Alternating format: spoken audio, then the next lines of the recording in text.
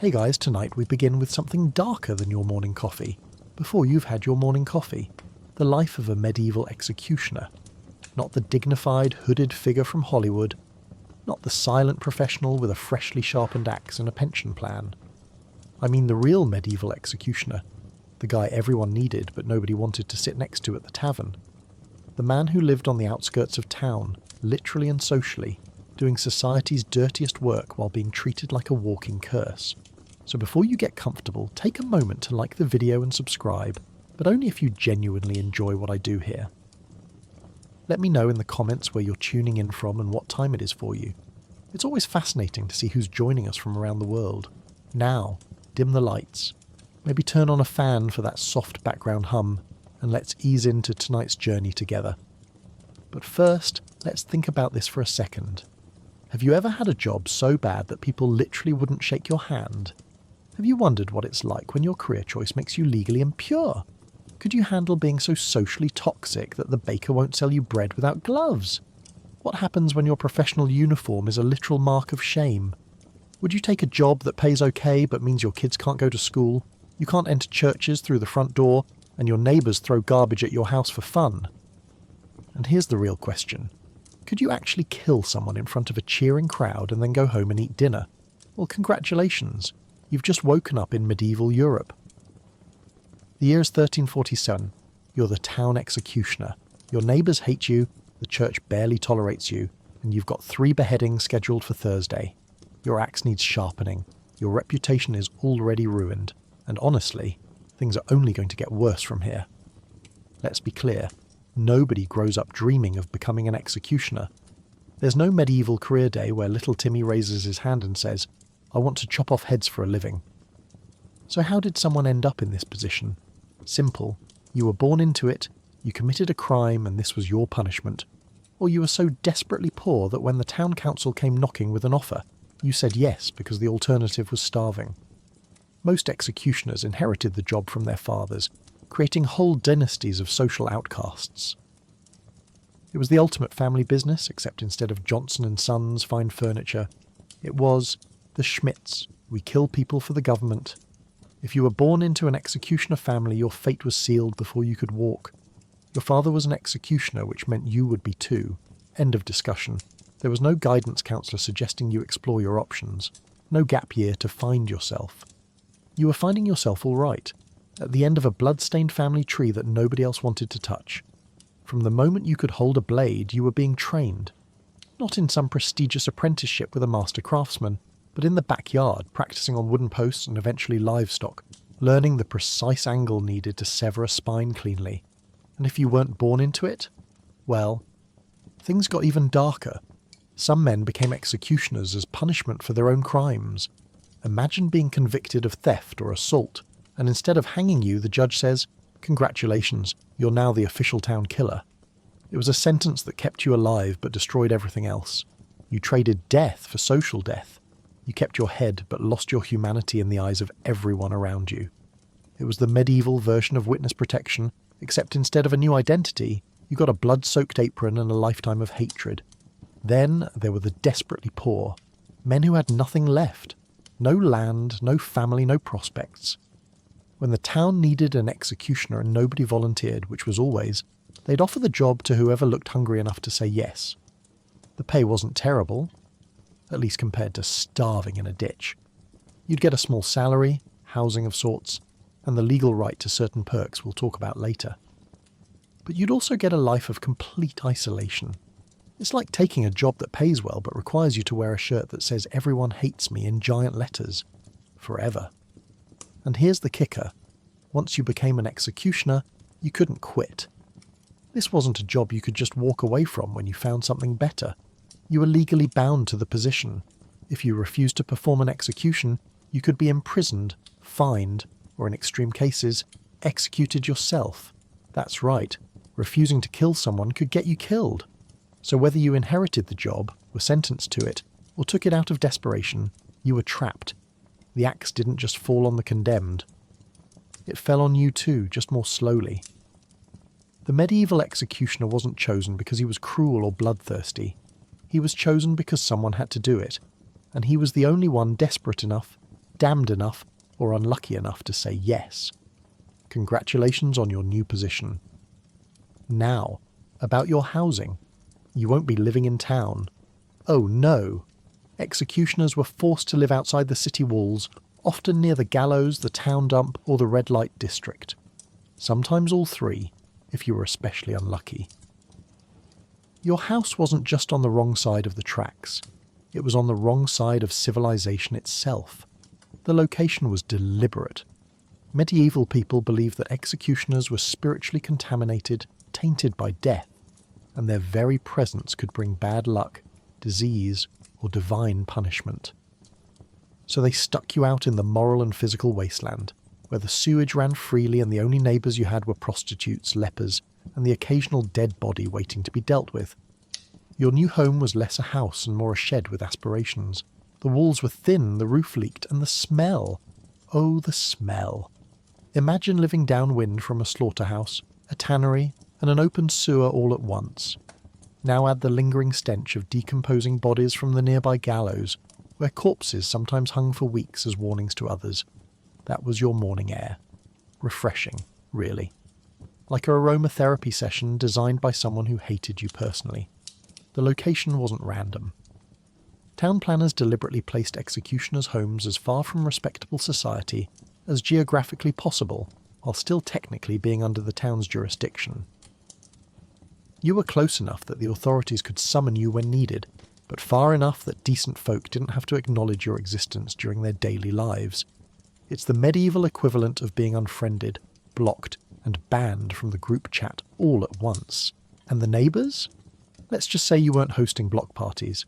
To your left, maybe a brothel, because prostitutes were also considered dishonourable people. To your right, possibly the town dump, where rats the size of small dogs held nightly conventions. Behind you, the gallows, where your handiwork swayed gently in the breeze, creaking ominously through the night like the world's worst wind chimes. Across the way, perhaps a leper colony, because why not throw infectious disease into the mix? You were living in medieval society's junk drawer, the place where everything unwanted got shoved and forgotten. The isolation was crushing. You couldn't just walk into town for a drink after a hard day of beheading. The moment you approached the city gates, people scattered. Mothers pulled children indoors. Shopkeepers suddenly remembered urgent business in the back room. Stray dogs that barked at everyone else went silent when you passed, as if even they knew better than to associate with you. You were a ghost in your own town, visible but utterly untouchable. Even inside your hovel there was no real privacy or comfort. Your tools of the trade, the swords, axes, ropes, and torture devices, had to be stored somewhere, usually in the main room, because where else were you going to put them? So you ate dinner 10 feet from the axe that had just separated someone's head from their shoulders that morning. You slept near coils of rope that still smelled faintly of strangled flesh. Your children, if you had any, played in a yard where you practiced your swings on wooden posts, preparing for the next execution. Your home wasn't a sanctuary. It was a constant reminder of what you were and what you'd always be. Necessary but never welcome. Needed but never wanted. Close enough to serve, but forever kept at a distance. Let's talk about fashion. And by fashion, I mean the specific outfit designed to make sure everyone knew exactly who and what you were from 50 paces away. Executioners didn't get to blend in. In many towns, they were required by law to wear identifying clothing, often a red cloak or tunic, sometimes with a special hat, and occasionally a badge or symbol marking them as the town's official killer. Red was chosen for obvious reasons. It hid bloodstains beautifully, but it also served as a walking warning label. When you walked down the street in your executioner's red, people scattered like pigeons. Others pulled their children inside. Shopkeepers suddenly remembered they were closed. Even dogs seemed to sense something was off. In some regions, you had to wear a specific coloured hood or cap, yellow, red, or sometimes black, that announced your profession like a medieval name tag that read, "Hello, I kill people." In parts of Germany, executioners wore red and yellow, a colour combination that screamed danger long before traffic lights made it official. In France, some executioners were required to wear a special badge depicting a ladder or gallows, just in case the red cloak wasn't clear enough. It's like wearing a uniform to a job you hate, except this uniform also gets you socially excommunicated. And it wasn't optional. These weren't fashion choices, they were legal requirements. If you were caught walking around town without your identifying clothes, you could be fined, publicly shamed, or even imprisoned. The authorities wanted to make absolutely certain that nobody could accidentally touch you, buy from you, or heaven forbid, have a pleasant conversation with you without knowing exactly what you did for a living. It was mandated visibility. You couldn't have a day off from being hated. The clothing also served a practical purpose during executions. When you stood on the scaffold in your crimson cloak, you were instantly recognisable to the crowd. You were the star of this grim theatre, and your costume made it clear. Some executioners leaned into it, wearing elaborate outfits with embroidered details, almost like a twisted sense of professional pride. Others wore the bare minimum required by law, resenting every thread. But either way, the message was the same. This is the man who does what you won't. The fabric itself was often rough, cheap wool, not exactly premium material. The town provided your work clothes, but they weren't investing in quality. You got functionality, not comfort. The cloak might be heavy and hot in summer, inadequate in winter, and always, always stained.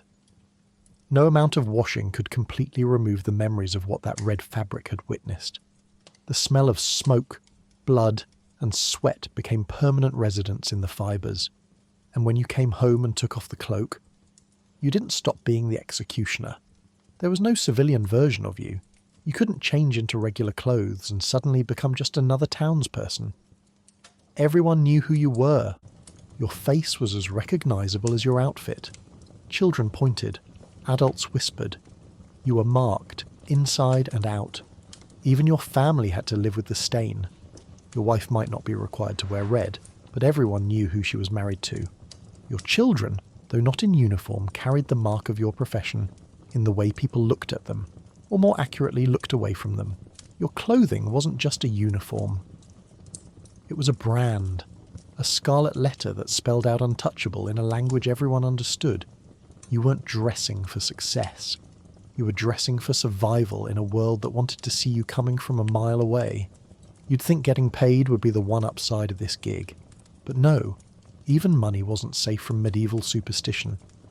Many people believed that coins handled by an executioner were cursed, contaminated, or just plain bad luck. So when you tried to buy bread, the baker wouldn't take your money directly. You'd have to drop the coins into a bowl of water or vinegar, a ritual cleansing, before the transaction could proceed. Some merchants refused to serve you entirely no matter how much you offered.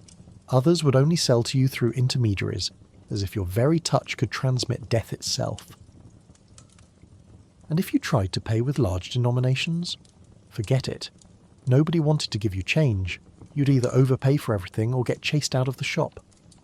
The logic, twisted as it was, went something like this.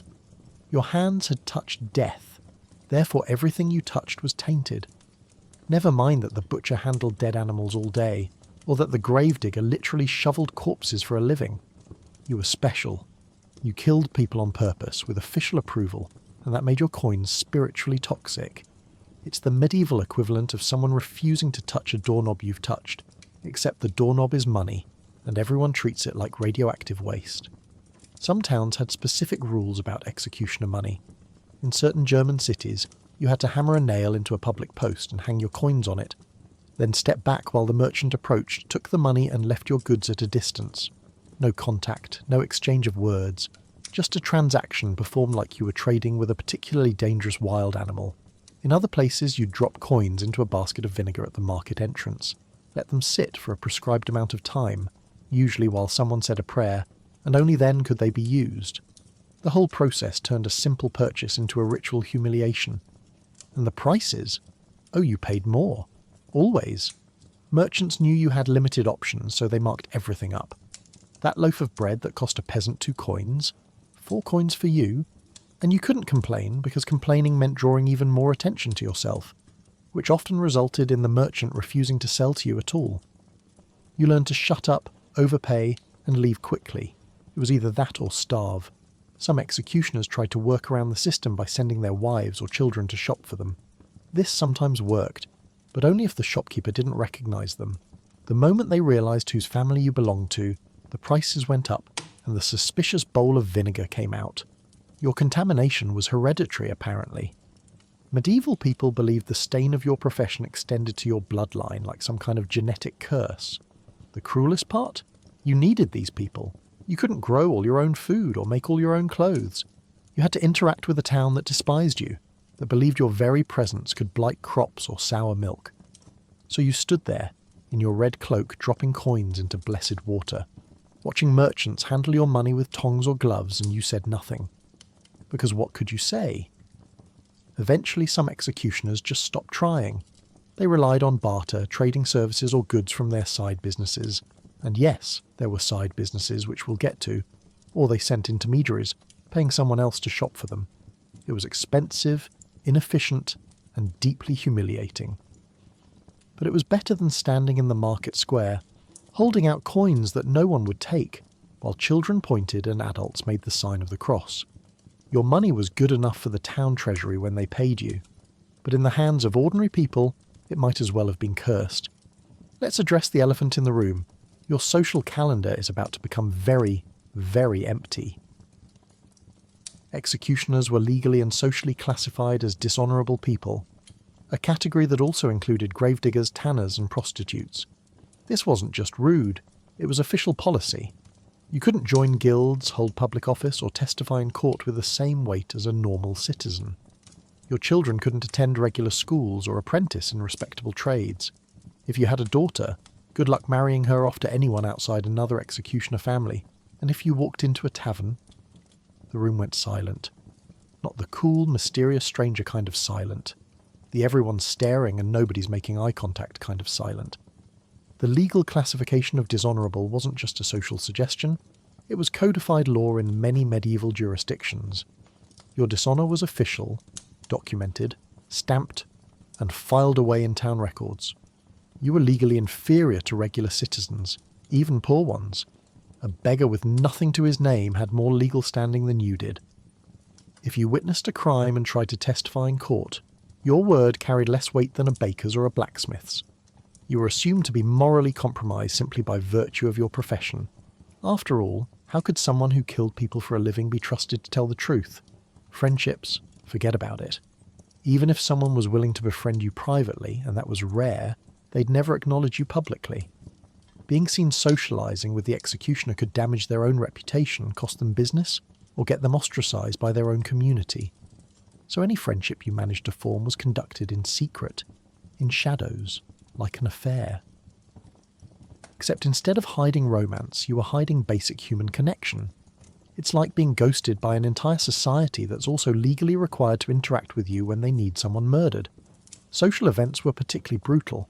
Weddings, festivals, harvest celebrations, forget it. You weren't invited. Ever. Even if you had performed a service for the bride's family, you weren't welcome at the wedding. Your presence was considered bad luck, a spiritual contaminant that could curse the union or spoil the festivities. And on the rare occasions you were allowed to attend something, maybe a public proclamation or a market day, you had to stand in a designated area, separated from everyone else, like medieval social distancing except permanent and humiliating. The loneliness was profound. Human beings are social creatures, wired for connection, community, and belonging. You had none of that. Your conversations were limited to brief, uncomfortable exchanges during transactions, terse orders from town officials, and whatever words you could manage with your equally ostracised family. You couldn't join the other men at the tavern after a long day. You couldn't gossip at the market. You couldn't even complain about your terrible job to anyone who wasn't also trapped in the same nightmare. And dating? If you were single, you were staying single, unless you found another executioner's daughter, or a woman desperate enough to overlook your profession, usually a widow with no other options or someone from an equally dishonourable profession. Love wasn't about compatibility or attraction, it was about finding someone willing to share your exile. Romance took a backseat to survival, and marriage became less a union of hearts and more a strategic alliance between social outcasts trying not to die alone. Your children suffered too. They couldn't play with other children without supervision, And even then, parents would call their kids away the moment they realised who your child's father was. Birthday parties? Not invited? School? Either banned or made so unbearable by bullying that you'd pull them out yourself. Your son's future was already decided.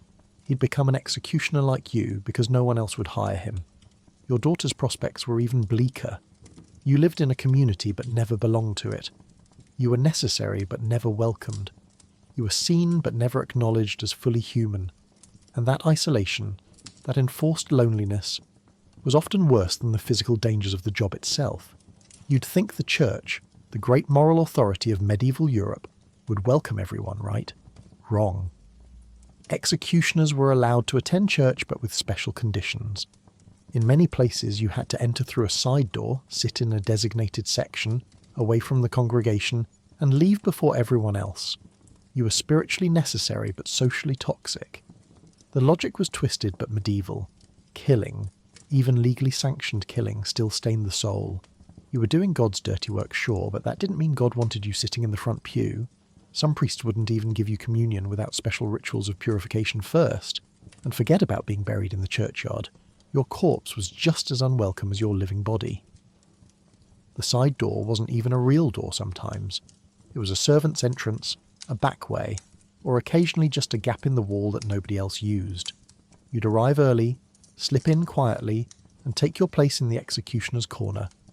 Yes, there was literally a designated spot for you, usually in the back, sometimes behind a pillar or partition, so the good Christians didn't have to look at you while they prayed. It's like being assigned the worst seat on an airplane, except the flight is salvation and you're stuck in the spiritual cargo hold. And the seating arrangement wasn't subtle. Everyone knew where you sat. Children were taught to avoid that section. Adults crossed themselves when they walked past it. It was marked, not with a sign, but with collective understanding and generations of practiced avoidance. You sat there alone, or with your equally cursed family, listening to sermons about mercy, forgiveness, and Christian charity while experiencing none of those things from the very people hearing the same message. Communion was its own special humiliation, the body and blood of Christ offered to all believers, except you had to wait. Everyone else filed up, received the sacrament, and returned to their seats. Then, after the respectable folk were done, you'd approach. Some priest would serve you normally, though with visible reluctance. Others required you to rinse your mouth first, or made you take communion from a separate cup, or even administered it through a cloth so their holy fingers didn't have to touch your defiled lips. One extra step between you and God just in case your contamination was contagious. Confession was complicated too. You'd kneel in the booth and confess your sins, pride, envy, the usual, and then what? "Forgive me, Father, for I have sinned. I beheaded 3 people this week." The priest would pause. Was it sin? It was legal. It was ordered by the authorities. It was necessary. But it was still killing. Some priests gave absolution freely, understanding the impossible position you were in. Others assigned harsh penances, as if you could pray away the blood that paid your rent. And some refused to hear your confession at all, sending you away with vague instructions to seek God's mercy elsewhere. The real cruelty came after death. When you finally died, from old age, disease, or revenge, your body wasn't welcome in consecrated ground. The churchyard, where respectable Christians were laid to rest, to await resurrection, was off limits. You were buried outside the walls in unhallowed ground alongside suicides, criminals, and unbaptized infants. No funeral mass, no prayers from the pulpit, no headstone with your name, just a hole in the dirt and a wooden marker that would rot away within a decade. The church preached that all souls were equal before God, that Christ died for everyone's sins, that forgiveness was available to all who sought it. But when you walked through that side door, sat in that back corner and took communion last, you learned the truth. Some souls were more equal than others. You were serving God's justice on earth, enforcing divine and royal law with your blade. But when it came time to worship, you did it from the shadows, alone, tolerated but never truly welcomed. The house of God had room for everyone, apparently, just not in the same room. So what exactly did you do all day? Well, the job title was executioner, but really you were a one-man department of medieval justice and municipal maintenance. Yes, you killed people, beheadings, hangings, burnings, occasionally something more creative if the judge was feeling theatrical. But you also did so much more. You were the town torturer, extracting confessions with tools that belonged in a horror museum. You were the animal control officer, tasked with putting down dangerous dogs or dealing with livestock that gored someone. You were the clean-up crew, disposing of executed bodies, animal carcasses, and sometimes even human waste. You maintained the gallows, sharpened the tools, and occasionally served as the informal town undertaker for people nobody else wanted to touch. Let's start with the obvious. Executions. These were your headline events, the main attraction, the reason you existed professionally. But they weren't daily occurrences. Depending on the size and crime rate of your town, you might execute someone once a week, once a month, or sometimes only a few times a year. The rest of the time, you were busy with all the other delightful tasks nobody else wanted. Torture was actually more common than execution. Medieval justice loved confessions, and the fastest way to get one was to apply strategic amounts of pain until the accused said whatever you wanted to hear. You operated the rack, stretching limbs until joints popped. You applied thumb screws, crushing fingers with methodical precision. You conducted the strappado, hoisting people by their wrists tied behind their backs until shoulders dislocated. And you wrote down everything they screamed, because apparently that counted as legal testimony. It's like being a court reporter, except your stenography tools were made of iron and caused permanent injury. Then there was animal control, a job that sounds almost wholesome until you remember this is medieval Europe. A dog bit someone, you killed it. A bull gored a farmer, your problem now. Pigs were actually put on trial in some regions for killing children, and guess who had to execute the convicted pig? That's right, you. There are historical records of pigs being hanged, formally in public, with all the ceremony of a human execution, because medieval justice was nothing if not thorough and completely insane. Maintenance work was constant. The gallows didn't repair themselves. Ropes rotted in the rain and had to be replaced. Wooden platforms needed reinforcement after every few hangings. Your execution tools, swords, axes, torture devices, required regular sharpening, cleaning, and oiling. A dull blade meant a botched execution, and a botched execution meant an angry mob, so you spent hours with your whetstone, maintaining your instruments like a chef with knives, except your mise en place was death. Body disposal was perhaps the grimmest regular duty. After an execution, someone had to remove the corpse, and that someone was always you. If the body was supposed to hang as a warning, you hung it, and later dealt with the decomposing remains when the authorities finally decided they'd made their point. If burial was permitted, you dug the grave, probably in that lovely unconsecrated ground outside town where you'd eventually join them. If the execution involved burning, you shoveled the ashes and bone fragments. If it involved quartering, dismembering the body into 4 parts, you did the butchering and then displayed the pieces wherever ordered, on gates, bridges, or pikes along the road. You were also the go-to person for anything deemed too disgusting or spiritually dangerous for respectable citizens. Dead livestock that needed disposing, call the executioner. Human waste backing up in a public area, executioner. Diseased animals that needed burning, that's you. Someone died under suspicious circumstances and nobody wanted to touch the body. Guess who got volunteered? Your job description was basically, do everything involving death, blood, pain, or things that smell terrible. You were a Swiss Army knife of medieval horror, a multi-tool of suffering. And the worst part, you had to be available at all times. Executions were scheduled, but torture could happen any day, and dead animals didn't wait for your lunch break. You were on call 24/7 forever, with no vacation days and no end in sight. Let's talk equipment. As the town executioner, you were issued a collection of tools that would make a modern horror director weep with envy. The centerpiece, an executioner's sword, a massive 2-handed blade with a wide, flat edge designed for clean decapitations. Unlike a knight's sword, this one had a rounded tip. It wasn't for stabbing, only for chopping. Then there was the axe, the backup option when beheading got messy. You also had ropes for hangings, each one carefully maintained because a snapped rope during a public execution was humiliating for everyone involved. And let's not forget the torture devices: thumbscrews, the rack, branding irons, and the strappado, a pulley system designed to dislocate shoulders. All of this equipment was your responsibility to clean, sharpen, and store. And yes, you kept it all in your house. Sweet dreams. The executioner's sword was your most important possession, your professional credential made of steel. These weren't standard military weapons. They were specialized instruments, usually inscribed with religious phrases or legal mottos. Things like, "Lord, grant me strength," or "Justice for all," which sounds inspirational until you remember these words were etched onto a blade designed exclusively for separating heads from bodies. The sword was heavy, requiring genuine strength and skill to swing properly. A weak swing or poor angle meant you'd hit bone instead of slicing through cleanly, which created a whole cascade of problems we'll discuss later. Maintaining the sword was an art form. You'd spend hours sharpening it on a whetstone, testing the edge with your thumb, carefully, and oiling the blade to prevent rust. Because rust wasn't just unsightly, it was unprofessional. A rusty blade caught on flesh and bone, turning what should be a single clean stroke into a hacking, sawing nightmare.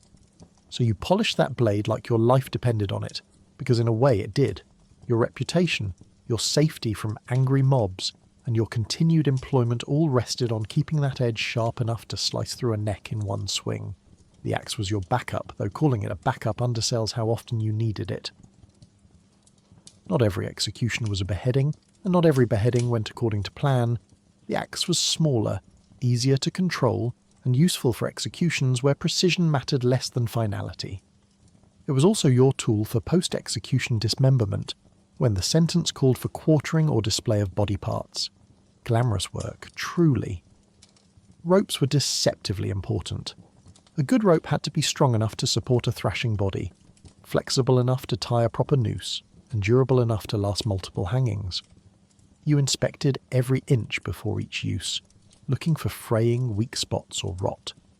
Because nothing said incompetent executioner, quite like a rope snapping mid-execution, dropping the condemned person onto the platform alive, angry, and now requiring a do-over in front of hundreds of witnesses. That happened more often than you'd think, and it never went well. Then we get to the torture equipment, which you stored in your home like some people store holiday decorations. Thumbscrews were small, portable, and devastatingly effective. Just a simple vice that crushed fingers until bone cracked, and the accused confessed to whatever you wanted.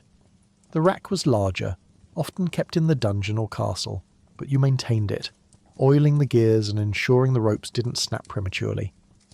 Branding irons had to be heated to precise temperatures. Too cool and they didn't scar properly, too hot and they cauterized immediately, reducing the pain and therefore the effectiveness. The strappado was particularly ingenious in its cruelty. You'd tie someone's hands behind their back, attach the rope to a pulley, and hoist them into the air. Gravity did the rest, slowly dislocating shoulders while the victim hung, helpless and screaming. Sometimes you'd add weights to their feet for extra effect. All of this required maintenance, inspection, and practice. You couldn't just wing it on torture day. And where did all this equipment live? In your house, leaning against the wall in your main room, hanging from hooks in what passed for your kitchen, stored in the same shed as your family's food supplies. Your children grew up around instruments of death the way other kids grew up around farming tools or carpentry equipment. Except when little Hans grabbed Dad's tool, he wasn't holding a hammer. He was holding thumb screws. It was normal for you, which was perhaps the most disturbing part of all. Beheading was considered the most honourable form of execution, reserved for nobles and people of high social standing. Why? Because it was supposed to be quick and relatively painless if you did it right. That's a big if. A clean beheading required strength, precision, and a very sharp blade. Miss the angle, hesitate for a second, or swing too weakly, and you'd only partially sever the neck. Then you'd have to swing again. And again. And again, while the crowd booed, the victim screamed, and your career flashed before your eyes. One famous executioner in 16th century England needed 11 swings to finish the job. 11. The crowd was ready to storm the scaffold by swing 7. So no pressure, but your professional reputation literally depended on one perfect swing. The technique itself was deceptively simple in theory. The condemned knelt, usually at a low block, stretching their neck forward. You positioned yourself, raised the sword high, aimed for the gap between vertebrae, and brought it down with every ounce of strength you had. One clean motion, severance, death, applause, if you were lucky. But theory and practice were very different things when you were standing on a wooden platform in front of 1,000 people, holding a blade that weighed as much as a small child, trying to kill someone who was probably trembling, praying or crying. Accuracy was everything. The human neck is surprisingly sturdy. Bones, muscles, tendons all working together to keep your head attached, which is great for living but terrible for clean executions. You had to hit the soft spot between cervical vertebrae, the narrow gap that allowed the blade to pass through without hitting solid bone. Hit bone and the blade would bounce, stick, or worse. Wedge halfway through. Now you're standing there with a sword lodged in someone's neck, a screaming victim, and a crowd that's gone from entertained to horrified in half a second. And the condemned didn't always cooperate.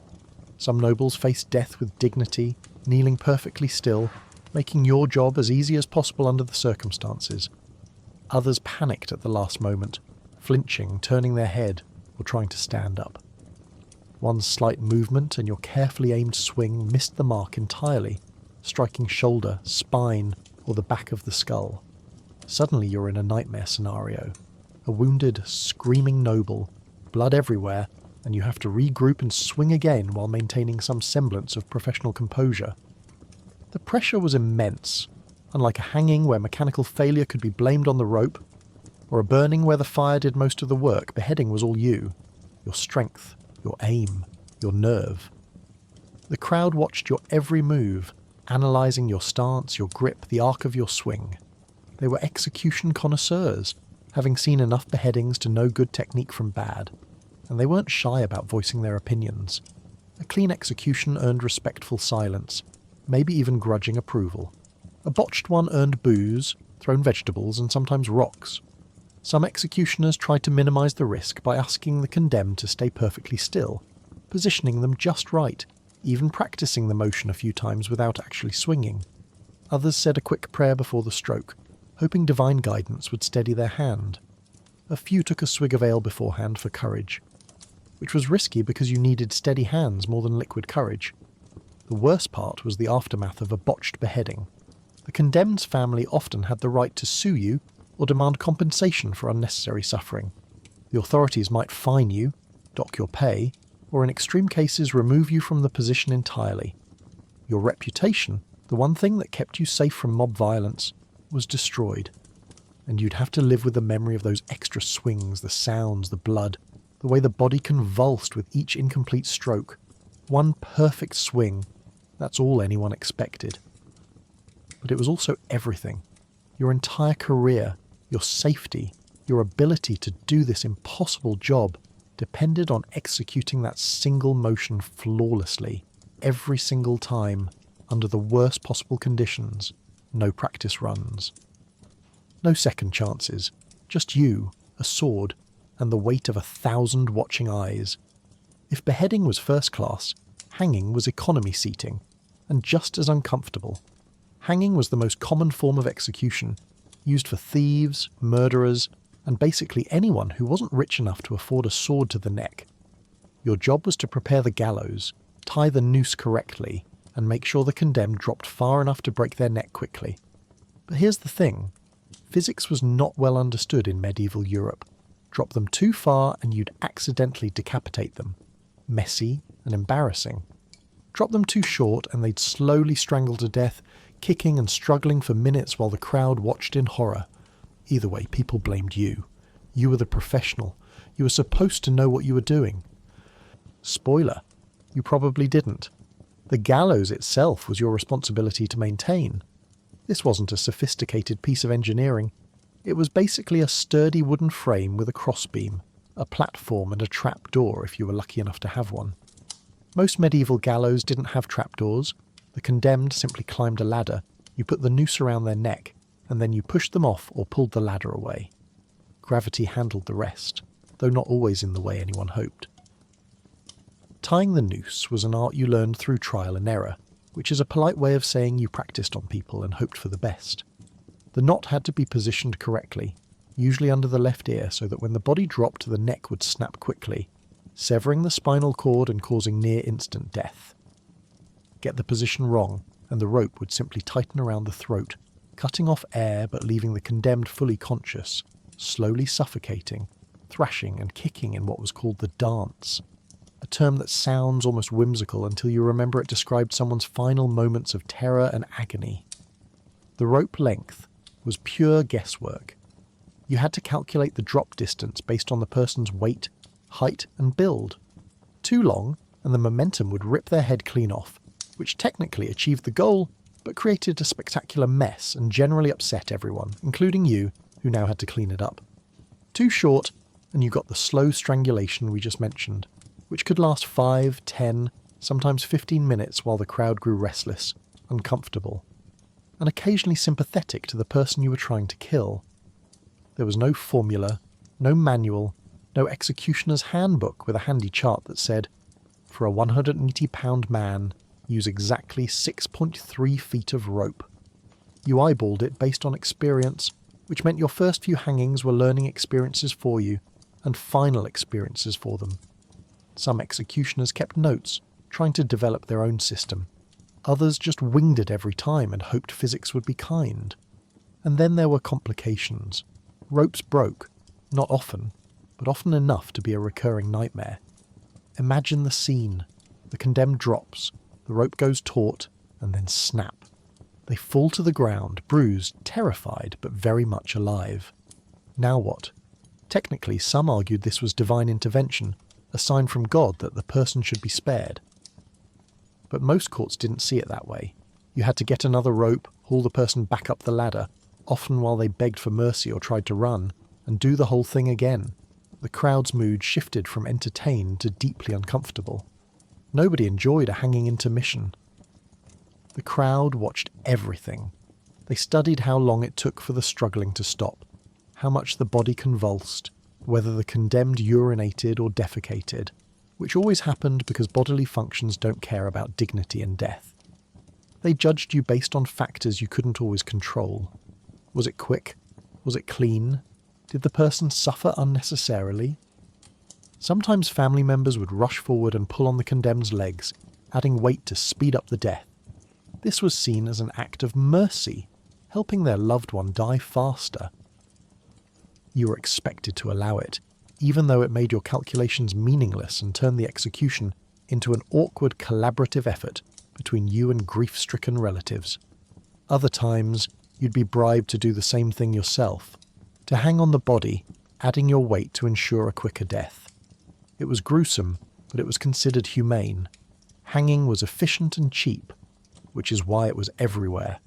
But efficiency didn't mean easy, and cheap didn't mean simple.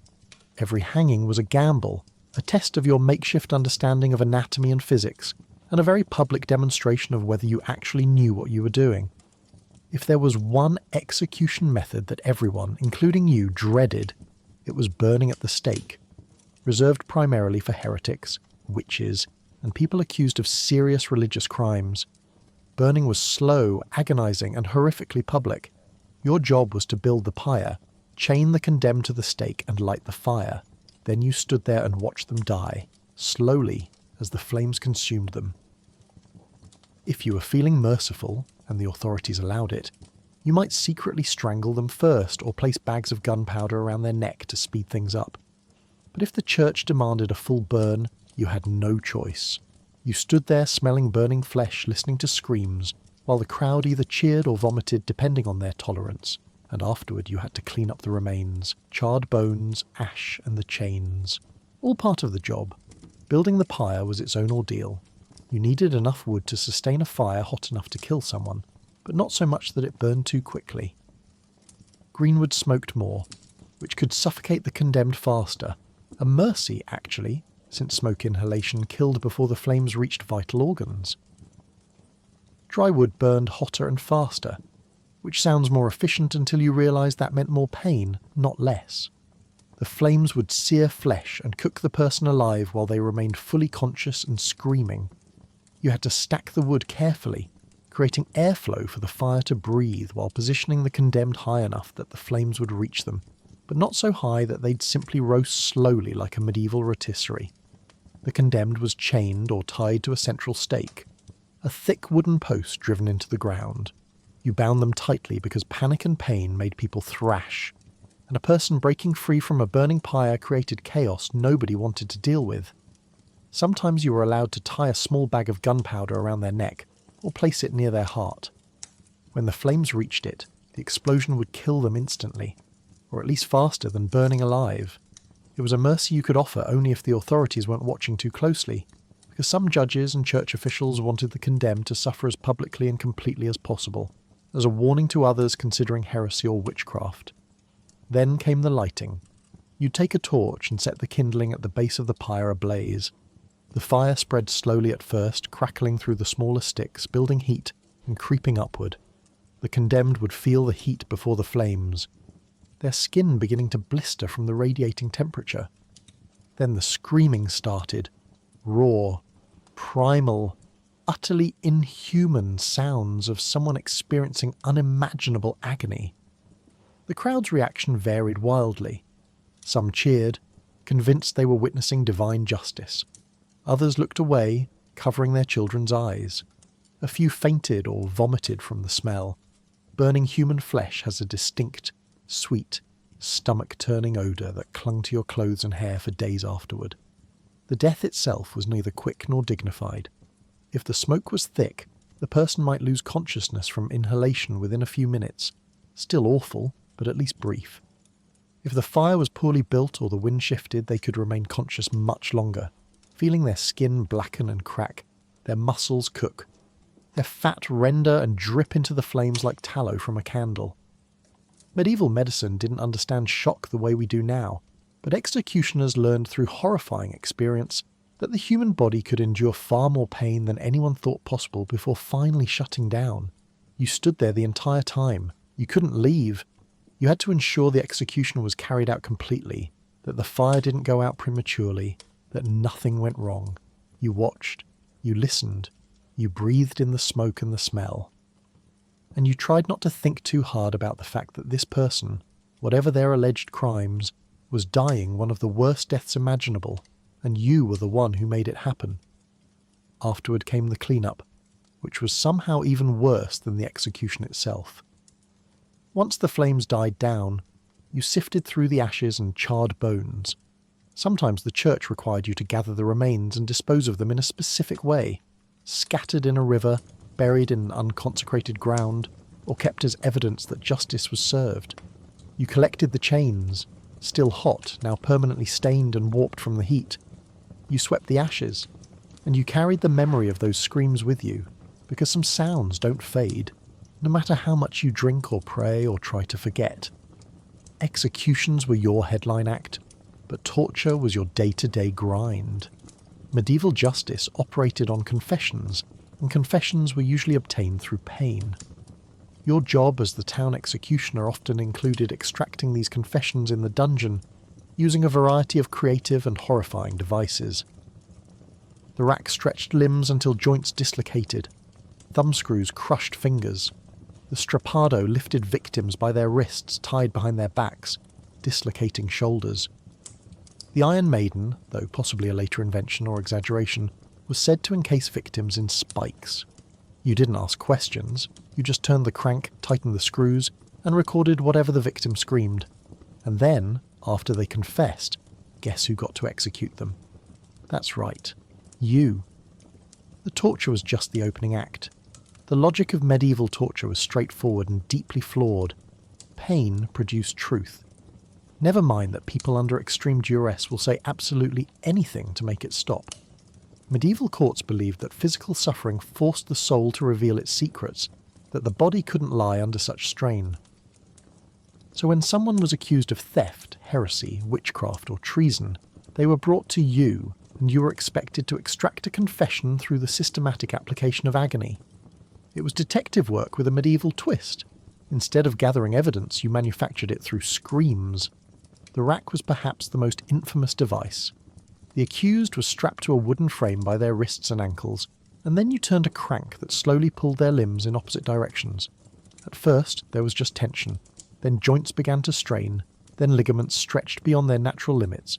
Then, with audible pops, shoulders and hips dislocated. If you kept going, and sometimes you did, tendons would tear, muscles would rip, and limbs could be permanently destroyed. The pain was excruciating. And most people confessed long before you reached the worst stages. Of course, they often confessed to things they didn't do, but that wasn't your problem. Your job was the confession, not the truth. Thumbscrews were smaller, portable, and devastatingly effective. Simple vices that crushed fingers between metal plates, they could be adjusted gradually, increasing pressure until bones cracked.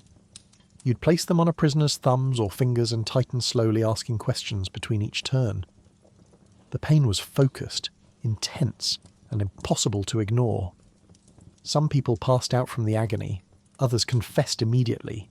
A few held out until their fingers were pulverized into useless, mangled stumps. Either way, you kept a record of what they said, transcribing their agonized words into legal testimony that would later be used to convict and execute them. The strappado was elegant in its simplicity and horror. You tied the victim's hands behind their back, attached the rope to a pulley, and hoisted them into the air. Their own body weight did the work, dragging their arms backward and upward, until shoulders dislocated with wet, terrible sounds. Sometimes you'd add weights to their feet, increasing the strain. Sometimes you'd drop them suddenly, jerking their arms even further. The pain was immediate and overwhelming, and most people broke quickly. But the damage was permanent. Dislocated shoulders rarely healed properly in medieval times, leaving victims crippled for life, assuming they survived what came next. Water torture involved forcing massive amounts of water down someone's throat while they were restrained and tilted backward. It created the sensation of drowning without actually drowning them, at least not right away. You'd pour slowly, steadily, watching them gag and choke and panic, then pause to ask questions, then pour again. It was surprisingly effective and left no visible marks, which some authorities preferred because it meant the accused could still be presented in public afterward without looking too obviously tortured. Branding irons were multi-purpose. Sometimes they were used as torture, burning flesh to extract confessions. Other times they were used as punishment, marking convicted criminals with permanent scars, a letter or symbol burned into their cheek, forehead or hand so everyone would forever know what they'd done.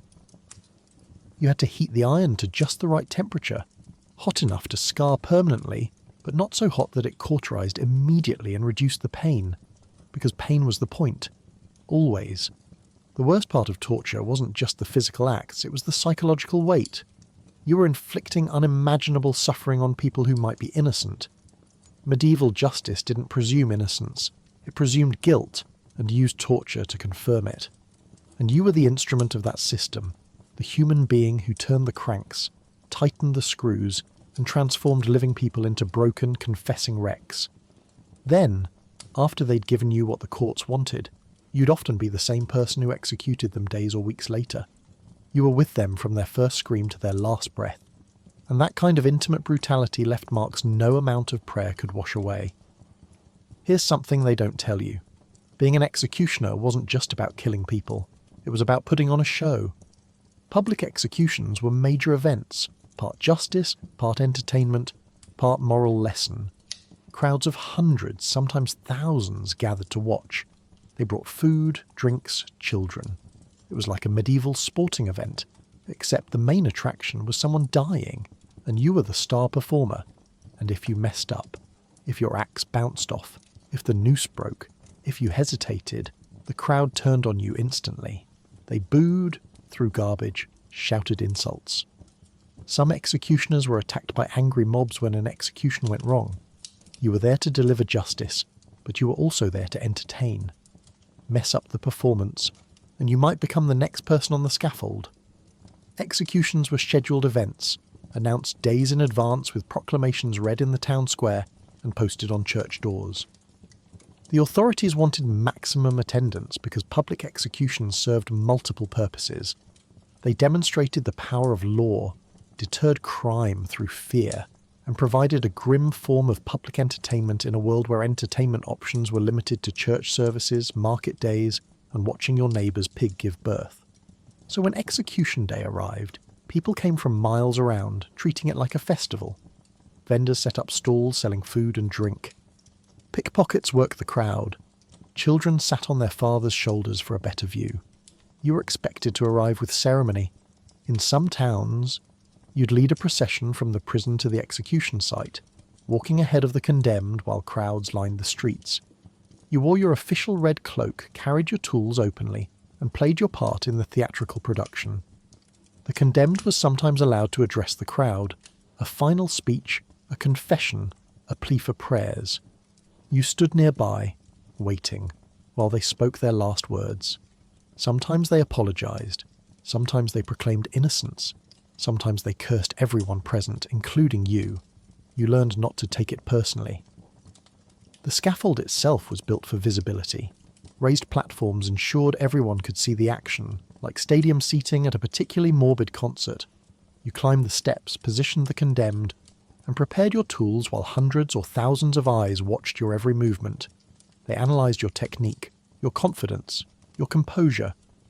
Were your hands steady? Did you look nervous? Did the condemned seem calm or terrified? Every detail was scrutinised, discussed, and remembered. The moment of execution was pure pressure. Complete silence fell over the crowd, that breathless anticipation before something irreversible happens. Then you acted. The swing of the sword, the drop through the gallows, the lighting of the pyre, and in that moment everything could go perfectly or catastrophically wrong, with no middle ground. A clean execution earned respectful silence, maybe even a few nods of approval from the crowd. You'd done your job, justice was served, the moral lesson was delivered. Everyone could go home satisfied that the system worked, but a botched execution? That's when things got dangerous. The crowd's mood could shift in an instant from entertained to outraged.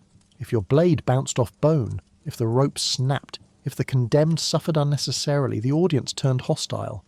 They'd paid attention, they'd taken time out of their day to witness justice, and you'd failed to deliver. The booing would start, then the shouting. Garbage came next. Rotten vegetables, animal waste, rocks. Some crowds rushed the scaffold, demanding the condemned be released or that you be punished. There are historical accounts of executioners being beaten, chased out of town, or even killed by mobs after particularly bad performances. The psychological toll was immense. Imagine having to kill someone while simultaneously worrying about your performance being judged by thousands of critics, many of whom would happily hurt you if you disappointed them. You couldn't show fear or hesitation. That would make things worse. You had to project confidence and competence even when you felt neither. It was like giving a presentation at work, except if you mess up your PowerPoint, your audience might literally stone you to death. Some executioners developed stage presence, learning to work the crowd to time their movements for maximum dramatic effect.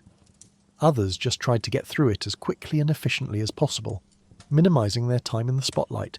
But either way, you were performing always under the worst possible circumstances, and the reviews were immediate, loud, and sometimes violent.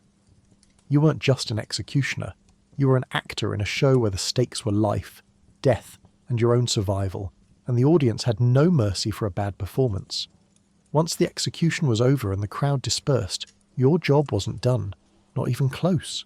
Somebody had to deal with the body, and that somebody was always you. If it was a hanging, you cut the corpse down and dragged it away. If it was a beheading, you collected the head and body separately. If it was a burning, you sifted through the ashes and bones. Where did these bodies go? Sometimes they were buried in unmarked graves outside the city. Sometimes they were left hanging as warnings. Sometimes they were dismembered and displayed on stakes or city gates, and you were the one who had to climb up there and nail them in place. It was gruesome, exhausting, and utterly thankless work. And if a body started to rot and smell before you could remove it, people blamed you for that too. The immediate aftermath of an execution was messy in ways the crowd never stayed around to see. Blood pooled on the scaffold, soaked into the wooden planks, and dripped through the cracks onto the ground below. If it was a beheading, you had to locate the head, which sometimes rolled impressively far, and reunite it with the body. You'd wrap everything in cloth or burlap loaded onto a cart and haul it away while trying to ignore the fact that you were transporting what used to be a person and was now just dead weight. Literally. For hangings, cutting down the body was its own ordeal. Corpses were heavy, awkward, and prone to falling in undignified heaps when you severed the rope. Sometimes they'd been hanging for hours, stiffening in whatever position gravity and the noose created. You'd lower them down, untie the rope, which you'd reuse because rope was expensive, and drag the body to wherever it was supposed to go next. And corpses didn't cooperate. They didn't maintain convenient shapes. Arms and legs flopped. Heads lolled. It was like moving furniture designed by someone who hated you. But the real nightmare was when bodies were meant to stay displayed as warnings. Some sentences required the executed criminal's body or parts thereof to remain visible to the public for days, weeks, or even months. Heads were mounted on spikes at city gates. Quartered bodies, literally cut into 4 pieces, were displayed at major intersections or hung from gibbets, special iron cages designed to hold decomposing corpses in full public view. And you were responsible for all of it. The dismemberment, the mounting, the maintenance, and eventually the removal when someone finally decided the point had been made. Dismembering a body for display was butcher's work, except butchers at least had fresh meat and clear instructions. You were working with human remains, using axes or saws to separate limbs and torso into the required pieces. It was physically exhausting, morally disturbing, and incredibly messy. Then you had to transport these pieces to their designated locations: the head to the north gate, an arm to the east bridge, a leg to the south entrance, and secure them in place. Some were nailed directly to wooden posts. Others were placed in those iron cages called gibbets, which were basically human-sized bird cages hung from tall poles or gallows arms. And here's the part nobody thinks about. Those bodies decomposed, in public, over weeks or months. They rotted, bloated, attracted flies and maggots, and created a smell that could clear an entire street. Birds pecked at them. Rain and sun worked together to accelerate decay, turning human remains into something barely recognizable. And as the official keeper of these grisly displays, you were expected to monitor them, ensure they didn't fall down prematurely, and eventually remove them when the authorities decided the message had been sufficiently delivered. The removal was often worse than the installation. By the time you were ordered to take down a body that had been hanging for months, you weren't dealing with a corpse anymore. You were dealing with partially skeletonized remains held together by dried ligaments and clothing. The smell alone could make you vomit. You'd need rags soaked in vinegar tied around your face, thick gloves, and a strong stomach to get through it. The remains would come apart in your hands, pieces falling, bones separating, all while passers-by watched and judged your technique. Finally, you'd bury what was left in unconsecrated ground, the execution dumping ground outside town where criminals, suicides, and other undesirables were interred without ceremony. You'd dig a shallow grave, dump the remains, cover them with dirt, and try not to think about the fact that you'd probably end up in a similar hole someday. No prayers, no marker, just earth and forgetting. And then you'd go home, covered in the residue of death, and prepare for the next execution, because there was always a next execution. The bodies never stopped coming, and someone had to deal with them. That someone was always, always you. Here's a weird twist. Because executioners handled so many bodies, they were often considered experts in anatomy and medicine. Gross, blood-soaked experts, but experts nonetheless.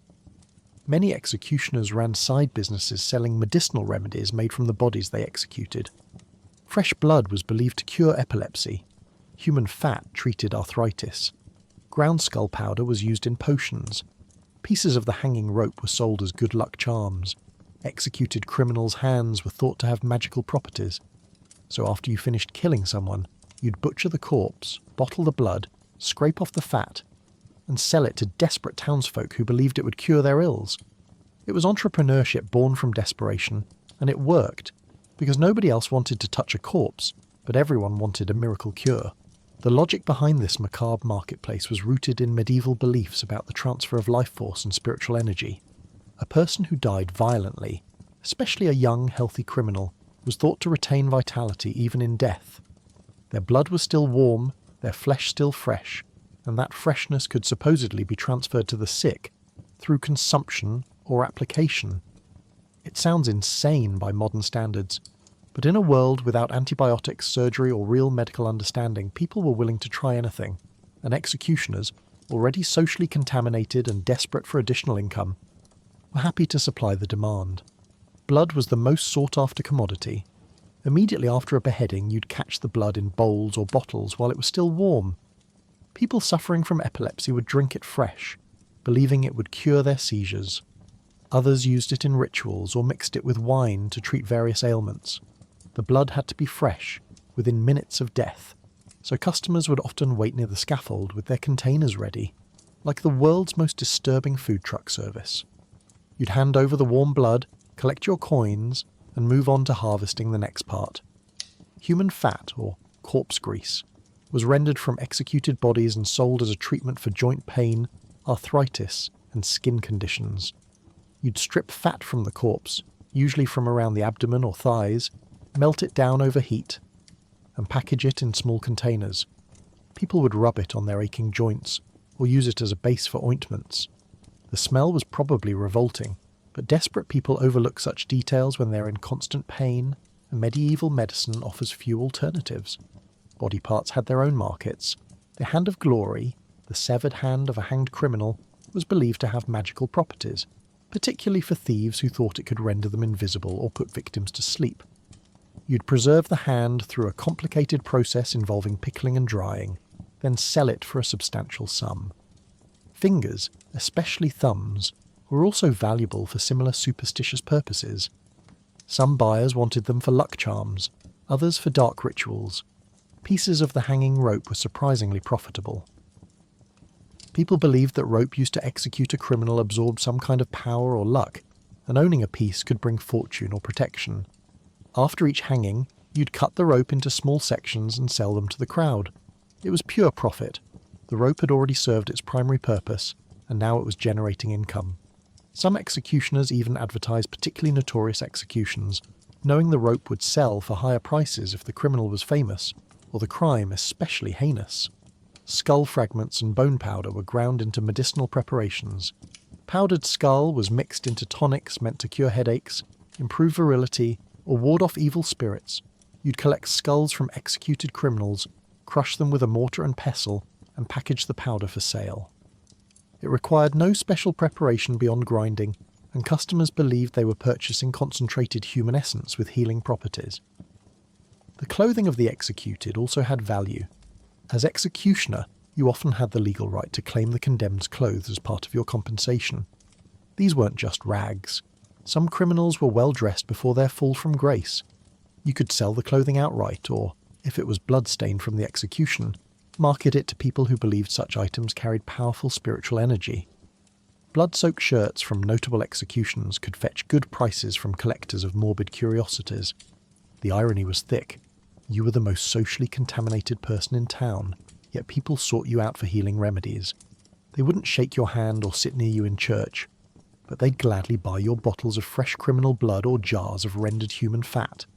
You were both cursed and useful, reviled and necessary. These side businesses didn't make you wealthy, but they supplemented your irregular execution income and gave you something to sell during the long stretches between executions. You were part executioner, part butcher, part apothecary, and entirely trapped in a world where death, somehow, had to pay the bills. Let's talk about job security, or rather the complete lack of it. You didn't just execute criminals, you executed people with families, friends, and allies. And sometimes those people wanted revenge.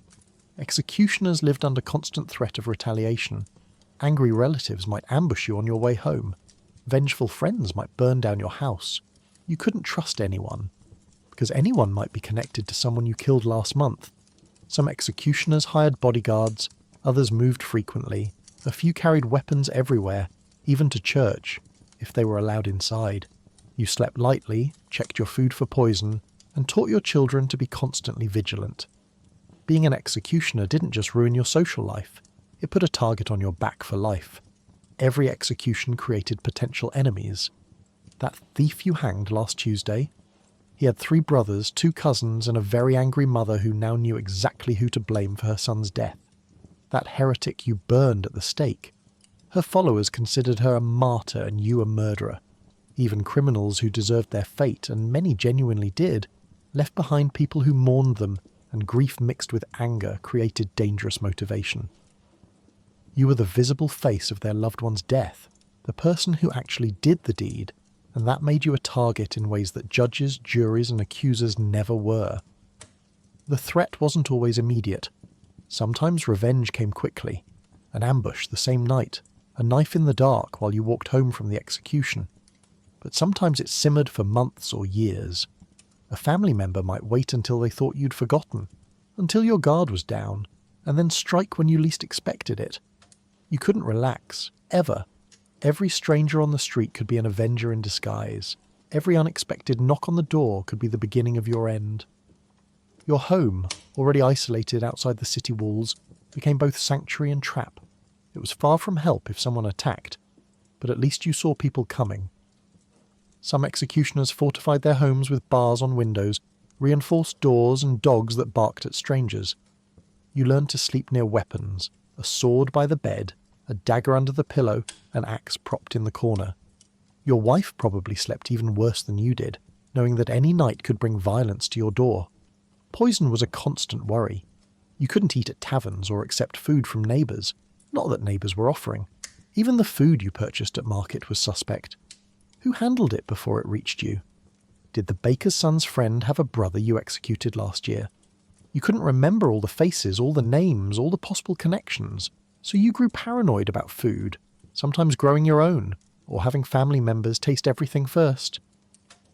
Medieval food poisoning was common enough that if you got sick you'd never know if it was bad meat or deliberate murder. Travel was especially dangerous. The roads between towns were already hazardous. Bandits, wild animals, harsh weather. But for you, they were even worse. Ambushes were easy in forests or on isolated stretches. Some executioners travelled only in daylight, never alone, and avoided predictable routes. Others simply stayed put as much as possible, venturing out only when absolutely necessary. Your isolation wasn't just social, it was geographical. You were trapped in your role and trapped in place by fear. Your children inherited your vulnerability. They could be targeted to hurt you, kidnapped, threatened, or attacked as proxy revenge. You taught them young to be careful, to watch strangers, to run if approached by anyone asking about their father. They grew up with fear as a constant companion, always looking over their shoulder, never quite safe. Some executioner families sent their children to live with relatives in other regions just to keep them out of danger, though finding relatives willing to take in an executioner's child was its own challenge. Even years after an execution, the threat remained. Memories were long in medieval communities, and grudges could span generations. A son might avenge his father's execution decades later, tracking down the executioner or his descendants. You couldn't retire from the danger even if you retired from the job. Once you became an executioner, you wore that target forever. It was painted on your back in invisible ink that only your enemies could see, and they never stopped looking. Some executioners developed elaborate security routines, changing routes home, varying schedules, maintaining multiple exits from their homes, keeping informants who'd warn of threats.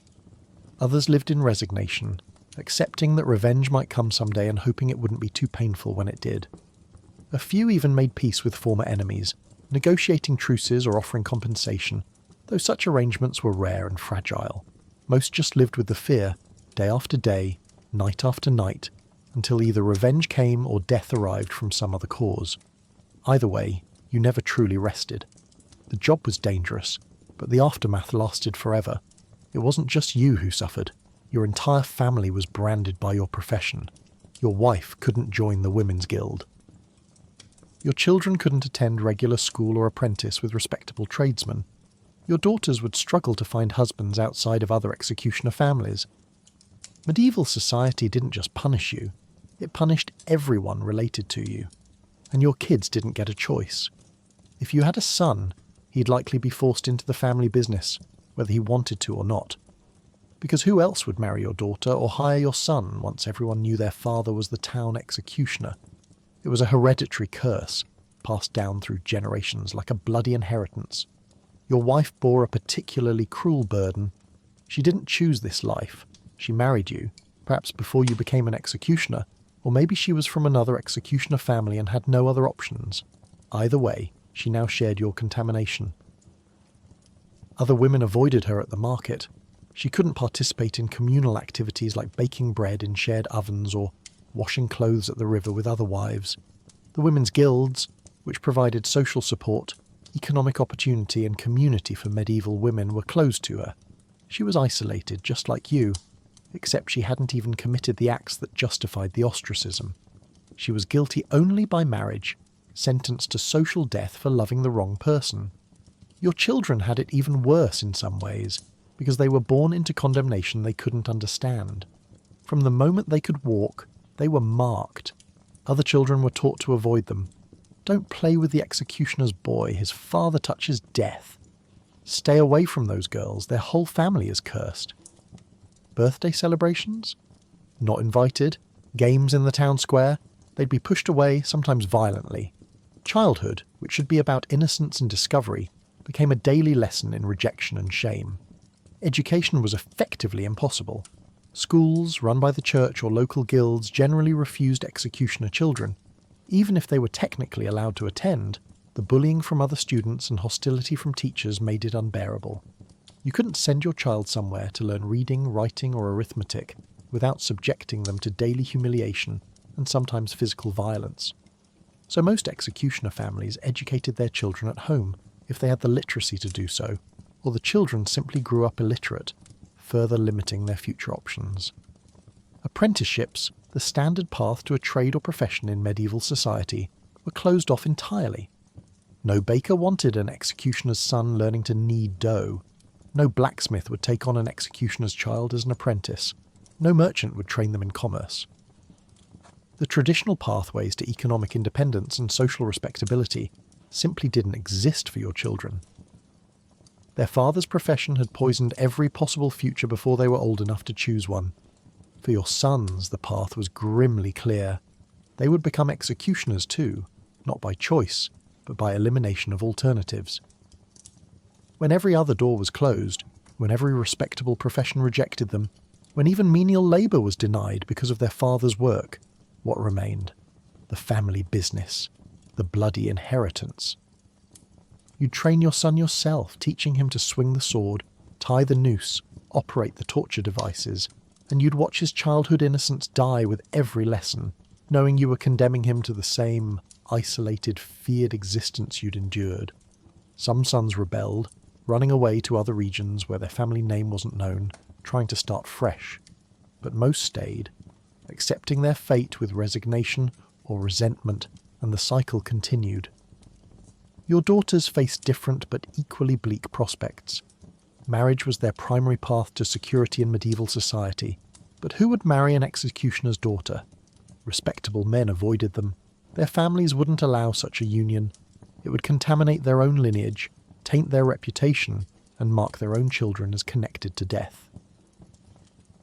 So executioner daughters typically married within their small, isolated community, to other executioner sons, to men from other dishonourable professions, or occasionally to desperate men with no other options. Love was rarely a factor. Survival was the priority, and compatibility meant finding someone who'd accept what you were. The generational trauma was profound. You'd watch your children suffer for your choices, see them excluded, bullied, and limited by circumstances they didn't create. The guilt ate at many executioner fathers. Some tried to be stricter parents, as if discipline could prepare their children for the harsh world awaiting them. Others became permissive, allowing small freedoms at home to compensate for the restrictions everywhere else. But nothing truly helped. You couldn't protect them from society's judgment. You couldn't shield them from their inheritance. And so the curse passed down, generation after generation, creating dynasties of executioners not through pride or tradition, but through lack of alternatives. Your family tree wasn't a source of honour. It was a record of social imprisonment, each branch marking another life trapped in the same bloody profession, unable to escape the shadow of the scaffold. In small medieval towns, everyone knew everyone, and that created a horrifying possibility. One day, you might be ordered to execute someone you actually knew, a neighbour who fell on hard times and stole bread, a drinking buddy who got into a fatal bar fight, maybe even a family member, and you couldn't refuse. Refusing to carry out an execution was itself a crime, one that could get you imprisoned, exiled, or executed. So you climbed the scaffold, looked into the eyes of someone you knew, someone you'd laughed with or shared a drink with, and you did your job, cleanly, professionally. And then you went home and tried not to think about it, which of course was impossible. The first time it happened, you probably tried to find a way out. Maybe you approached the authorities, explained the connection, asked if someone else could handle this particular execution. But medieval justice didn't care about your personal relationships. The job was yours. The law had been passed. The sentence had been declared. Your discomfort was irrelevant. If anything, your familiarity with the condemned might even be seen as beneficial. You knew they were guilty because you knew their character, their history, their crimes. So your objection was noted, ignored, and you were ordered to proceed. The days leading up to the execution were torture in themselves. You'd see the person's family around town, if they hadn't already fled in shame, and they'd look at you with a mixture of pleading and hatred. Sometimes they'd approach you, begging for mercy, asking if there was anything you could do, and you'd have to tell them no, there wasn't, knowing full well that you were about to kill someone they loved, someone you'd once known as a person, rather than a condemned criminal. The weight of that knowledge sat on your chest like a stone, making it hard to breathe, impossible to sleep. On execution day, the walk to the scaffold felt different. Usually the condemned was a stranger, someone whose life story you didn't know and didn't want to know, but this time you knew everything. You remembered when this person got married, when their child was born, when they laughed at a joke you told at the market. You remembered their voice, their mannerisms, the way they'd greet you on the street back when greetings were still possible, and now you were going to kill them. Standing on the scaffold, preparing your tools, you'd catch their eye. Sometimes they'd look at you with understanding, almost resignation. They knew this wasn't personal, that you were trapped in your role just as they were trapped in theirs. Other times they'd look at you with betrayal, as if your shared history should have protected them somehow, as if knowing someone should exempt them from the executioner's blade. Neither look was easier to bear. The execution itself became mechanical because it had to be. You couldn't afford to hesitate, to let emotion interfere with precision. A clean death was the only mercy you could offer now, the only kindness left available. So you swung the sword, dropped the platform, lit the fire, whatever the sentence required, and you did it professionally, efficiently, correctly. Because botching an execution on someone you knew would be even worse, adding unnecessary suffering to an already unbearable situation. Afterward, the memories wouldn't leave you alone.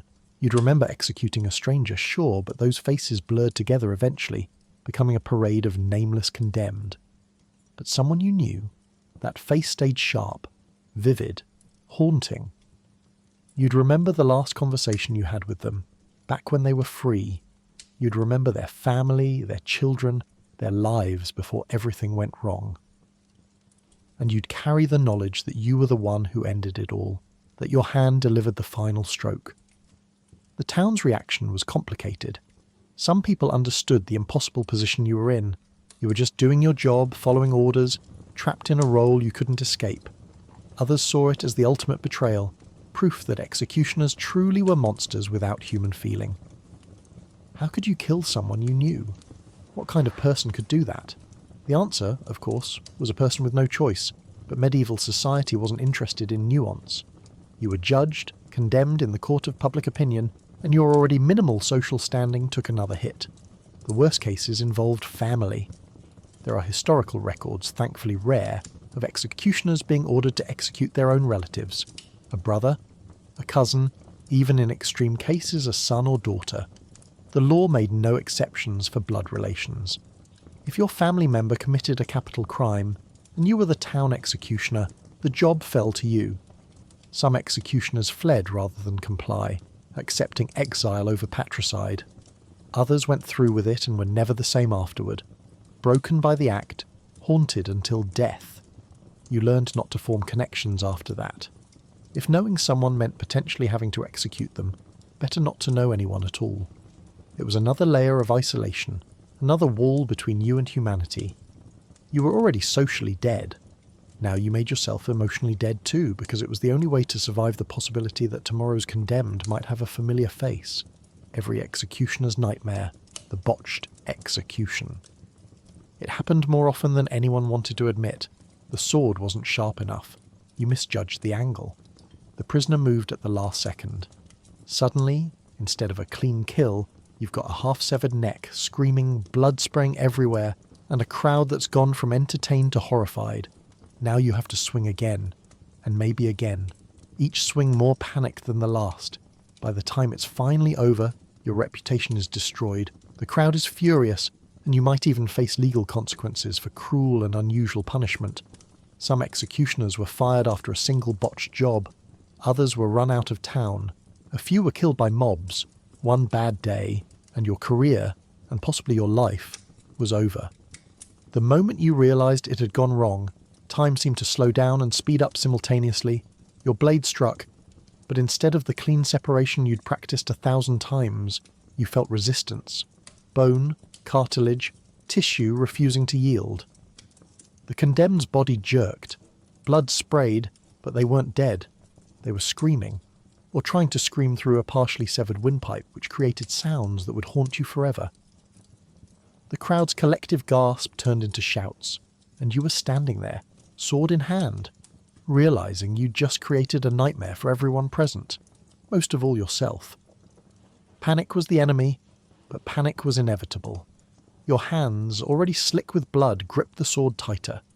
You had to swing again, but now the condemned was moving, thrashing, trying to escape the inevitable, making a clean second stroke nearly impossible. Your aim, already compromised by adrenaline and horror, had to somehow improve under exponentially worse conditions. You swung again. Maybe this one finished it. Maybe it didn't. Some botched executions required 3, 4, 5 swings before the head finally separated from the body. Each swing was witnessed by hundreds, each failure documented in their memories, and later in historical records that would outlive you. The crowd's reaction escalated with each failed attempt. At first, there might be shocked silence, disbelief that the professional executioner had missed such a critical stroke. Then came the muttering, the pointing, the nervous laughter of people uncomfortable with the horror unfolding before them. By the third or fourth swing, the mood turned hostile. People shouted at you, "Finish it! You incompetent butcher! Someone stop this!" Some threw objects. Others tried to rush the scaffold, either to help the condemned or to attack you for your incompetence. Guards might intervene, or they might stand back, equally horrified and uncertain. The condemned's family, if present, watched their loved one die slowly, painfully, in the most undignified way imaginable. Whatever closure they might have found in a quick, clean execution was destroyed. Instead, they witnessed prolonged suffering, multiple blows, desperate attempts to complete what should have been a single stroke. Their grief was compounded by rage at you, the person who'd transformed what was already a tragedy into a grotesque spectacle of incompetence. Legal consequences were real and severe. While you were following orders by carrying out the execution, causing unnecessary suffering could result in charges against you. The condemned's family might sue for compensation. The authorities might fine you, suspend you, or terminate your position entirely. Your contract as executioner, if you had one, might specify that professional incompetence was grounds for dismissal. And unlike most medieval jobs, being fired as an executioner didn't just mean unemployment, it meant being unemployable in the one profession you were trained for and socially destroyed for. You were too contaminated for other work, yet no longer qualified for execution work. You'd be left in professional purgatory. Other executioners would hear about your failure. In the small network of executioners across regions, reputation mattered enormously. A botched execution became a cautionary tale, a story shared at rare gatherings, a mark against your name. Remember that executioner in Heidelberg who needed 7 swings? That became your legacy, your defining moment, regardless of how many successful executions you'd performed previously. One failure erased a career of competence. The psychological aftermath was devastating. You'd relive the botched execution constantly. The feeling of the blade striking wrong, the sounds, the blood, the crowd's fury. Sleep became difficult, plagued by nightmares of failing again. of endless swings that never quite finished the job. Some executioners developed tremors after a particularly bad botch, their hands shaking whenever they gripped the sword, which only increased the likelihood of future failures. It was a vicious cycle. One botched execution created anxiety that led to more botched executions, and there was nowhere to go for help. No executioner support group, no therapist to process the trauma, no colleague to reassure you that everyone makes mistakes. You were alone with your failure, your guilt, and your fear of the next execution. Because there would be a next one, assuming you kept your job. You'd have to climb that scaffold again, raise that sword again, and attempt to execute someone cleanly despite knowing, with absolute certainty, that you were capable of failing spectacularly. The pressure didn't decrease after a botched execution. It intensified exponentially, making every subsequent execution a test of nerve as much as skill. One bad swing could end everything. That knowledge sat in your mind every time you prepared for an execution, every time you sharpened your blade, every time you stepped onto that scaffold. You were one mistake away from catastrophe always, and there was no forgiveness for failure when the failure was measured in human suffering displayed before hundreds of witnesses. Despite everything, most executioners weren't sadists. They were just people stuck in a terrible job, and many tried, in small ways, to make executions less awful. A sharper blade, carefully maintained, a quicker drop on the gallows, a secret strangulation before the fire was lit. Some executioners would give the condemned a drink beforehand, sometimes laced with something to dull the pain. These small mercies were dangerous. If the authorities caught you being too kind, you could be punished for interfering with justice. But many executioners did it anyway, because at the end of the day they were human. They had consciences. They had nightmares. And they knew that showing a little mercy was the only thing keeping them from becoming the monsters everyone already thought they were. The simplest mercy was also the most important, keeping your blade sharp. A well-maintained sword meant a cleaner, faster death. It meant less suffering for the condemned and less chance of a botched execution that would haunt you both. So you spent hours with your whetstone testing the edge obsessively, sharpening until the blade could slice through parchment with barely any pressure. This wasn't just professional pride, it was compassion disguised as competence. The sharper your blade, the kinder your work, even if no one acknowledged it as kindness. For hangings, you learned to calculate the drop more carefully than required. A slightly longer rope meant a quicker break, a faster death, less suffering. You couldn't be too obvious about it, authorities sometimes measured, but small adjustments could make the difference between instant unconsciousness and slow strangulation. Some executioners developed their own formulas, mental calculations based on weight and height that they never wrote down, never shared, but applied consistently to minimize suffering. The condemned person's last moments offered opportunities for discreet mercy. You might offer them water, wine, or ale before the execution, ostensibly to calm them, which was acceptable.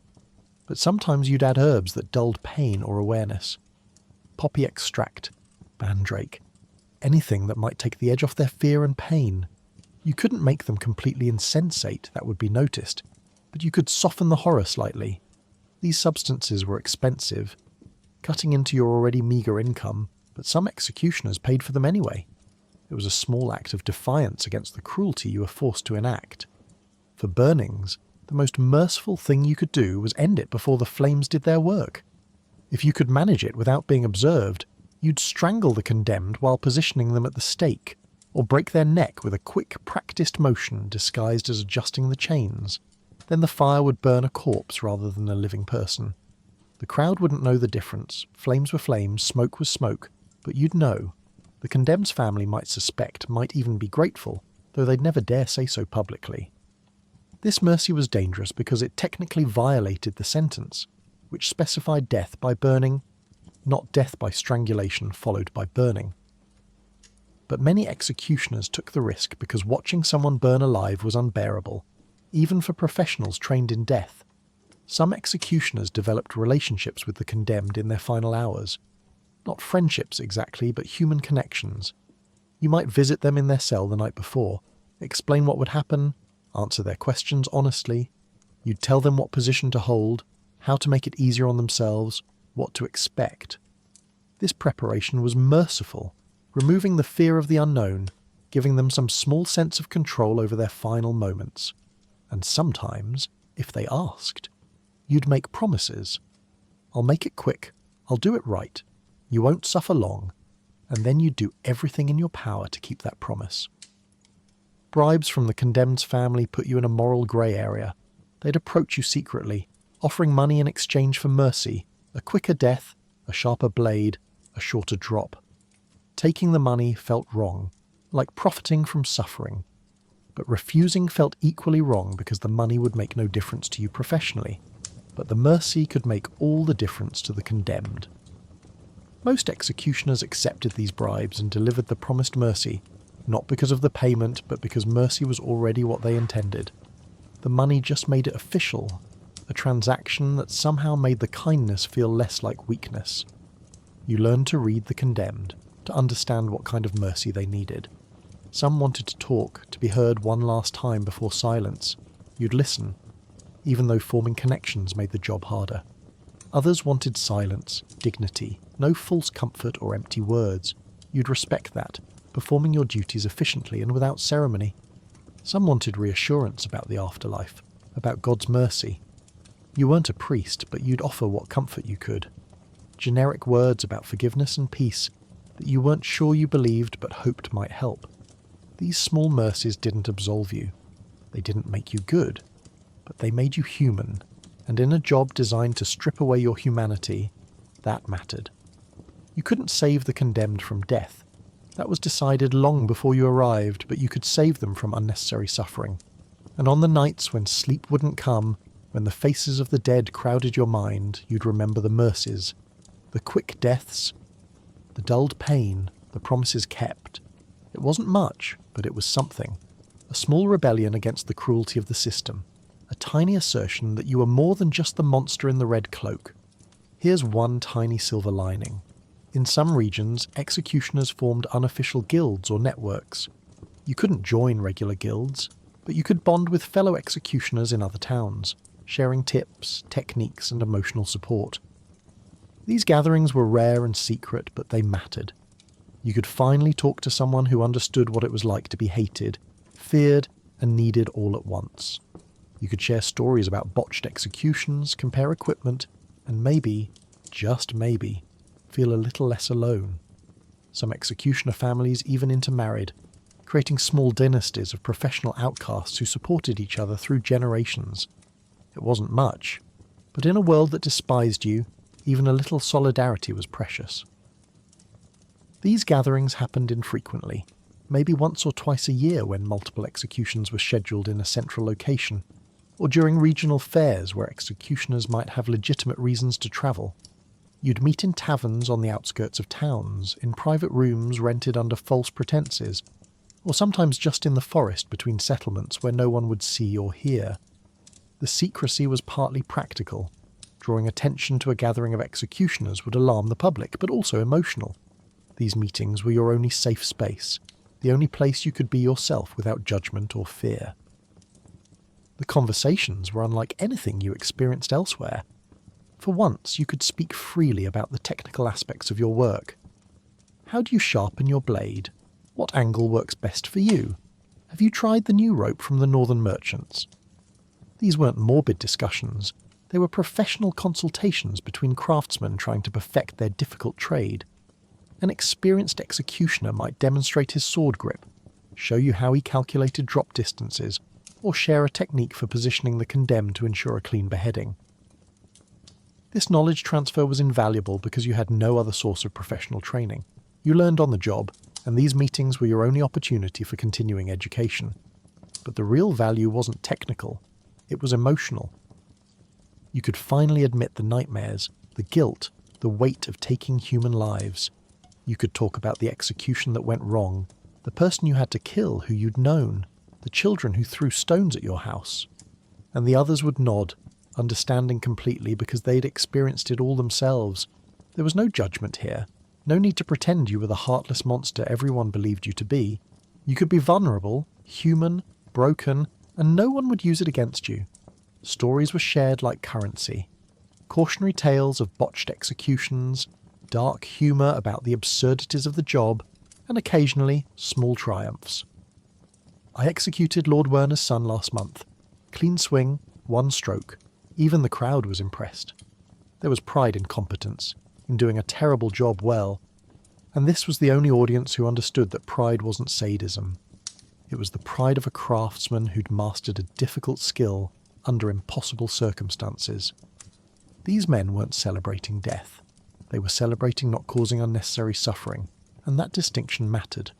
The networks also served practical purposes. If you needed to leave your region because of revenge threats, unemployment, or just the need for a fresh start, you could reach out to executioners in other areas. They might know of openings, provide temporary shelter, or offer introductions to local authorities. It was an informal job placement network for the unemployable, a safety net for people who had no other safety net. Some executioners even arranged marriages through these networks, introducing their daughters to executioner sons from other regions, ensuring their children had at least the possibility of companionship, even if it came with the same cursed profession attached. The intermarriage between executioner families created something unexpected. Small dynasties of mutual support. The Schmidts of Bavaria might marry into the Müllers of Saxony, creating familial bonds that stretched across regions. These weren't romantic love matches. They were strategic alliances between outcasts, creating extended families who understood and supported each other.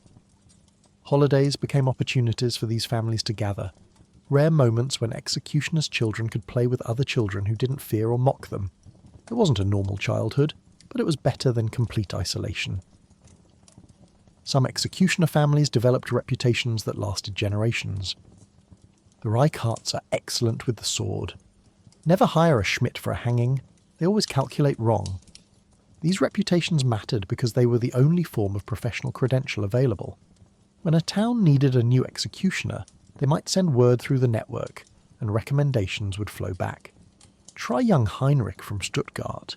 His father trained him well.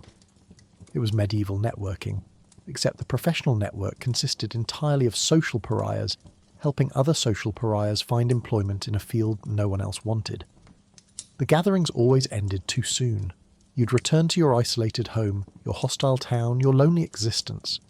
But you'd carry the memory of those few hours or days when you weren't alone, when someone understood without explanation, when you were part of a community however strange and dark that community might be. You'd remember the handshake from another executioner, the shared drink, the stories traded like gifts, and you'd know that somewhere, in another town, another executioner was climbing his scaffold, raising his sword and carrying the same burden you carried. You were alone, but you weren't the only one alone, and somehow that made it slightly more bearable. Let's talk about the paycheck, because despite everything, the job did pay reasonably well, at least in theory. Executioners were typically paid per execution, with rates varying by method. A beheading paid more than a hanging. A burning paid more than both. Some executioners also received a small annual salary from the town, along with housing, shack by the gallows, and permission to collect certain perks, like the clothes of the executed or the right to sell body parts. If you were efficient and the town had a lot of crime, you could actually make a decent living. But here's the catch. Towns didn't always pay on time, or at all. Budget shortfalls, corrupt officials, or simple disdain for your profession meant you might wait months for payment, and you couldn't exactly sue. Who would take the executioner's side in court? The payment structure was straightforward in theory. Each execution method had an established rate. A beheading, being the most prestigious and requiring the most skill, might pay 3 to 5 times what a simple hanging paid. A burning, being the most complex and time-consuming, commanded premium rates. Torture sessions were billed separately, usually by the hour or by the device used. You were essentially a freelance contractor of death, submitting invoices for services rendered, except your invoices were written in blood and frequently ignored. Some towns offered annual retainers, a base salary for being available whenever needed, plus per execution bonuses. This was the closest thing to job security you'd get. Maybe 30 to 50 florins a year as a baseline, which wasn't wealthy but was survivable, especially combined with execution fees. The problem was that retainers were often the first thing cut when town budgets tightened. A drought hit, tax revenues dropped, and suddenly your salary was delayed indefinitely, while the town council assured you they valued your services and would pay you eventually. Eventually could mean months or years. The housing provided was technically payment, but calling it housing was generous. You got a structure, usually a shack or small cottage near the gallows or outside the city walls. No rent, which was something, but also no maintenance, no repairs and no upgrades. The roof leaked? Your problem. The walls were falling apart? Fix them yourself. The location made you a target for vandalism and revenge attacks? Should have thought about that before becoming an executioner. Still, free housing was free housing, and in a world where most people struggled with rent or land payments, having a permanent place to live was valuable, even if that place was a hovel in the murder district. The perks were where things got interesting and morally complicated. You had legal rights to the executed person's clothing. Everything they wore to the scaffold became yours. For wealthy criminals, this could be lucrative. Fine wool cloaks, leather boots, occasionally silk or jewellery if they weren't stripped beforehand. You could sell these items or wear them yourself, though wearing a dead man's clothes carried its own superstitious risks. For poor criminals, you got rags barely worth keeping, but even those could be sold to rag pickers or used for cleaning. It was macabre recycling, but waste not, want not. The right to sell body parts and execution byproducts, blood, fat, rope pieces, organs, supplemented your income significantly. A successful execution could generate multiple revenue streams: the official payment from the town, the sale of clothing, and the sale of medicinal or magical items to superstitious customers. An executioner who worked frequently and maximised his side businesses could actually achieve a modest middle-class income, which sounds absurd until you remember that this income came from killing people and harvesting their remains like a particularly grim farmer. But payment collection was a constant battle. Town councils viewed you as necessary but distasteful, and paying you was always low priority. They'd pay the town crier, the night watchman, the street cleaners, all before they remembered the executioner was still waiting for payment from 3 months ago. You'd submit your bill, written carefully with dates and services rendered: one beheading Lord Hoffman June 12th, one torture session suspected thief June 18th, and you'd wait and wait. Sometimes you'd receive partial payment, half now, half later, never. Sometimes you'd be told the town treasury was empty, and you'd need to wait until after the harvest tax collection. Your leverage was limited and dangerous. You couldn't refuse to work, that was illegal. You couldn't take the town to court. No judge would side with you against municipal authorities. You couldn't organise a strike. There was no executioners' union. Your only real leverage was the implicit threat that you might leave for another town that paid better. But that meant uprooting your family, losing your housing, and starting over in a new place that might treat you just as badly. So most executioners stayed, accepted late payments, learned to budget around uncertainty, and supplemented their official income with side businesses that at least paid immediately in cash. Some executioners kept meticulous records, ledgers documenting every execution, every payment owed, every broken promise from town authorities. These records weren't legally binding, but they were personal accountability, proof to yourself that you weren't imagining the constant financial exploitation. Years of unpaid or underpaid work accumulated in those ledgers, a paper trail of municipal contempt. When you finally died, those records might be discovered by family members or historians, revealing the economic reality behind the bloody profession.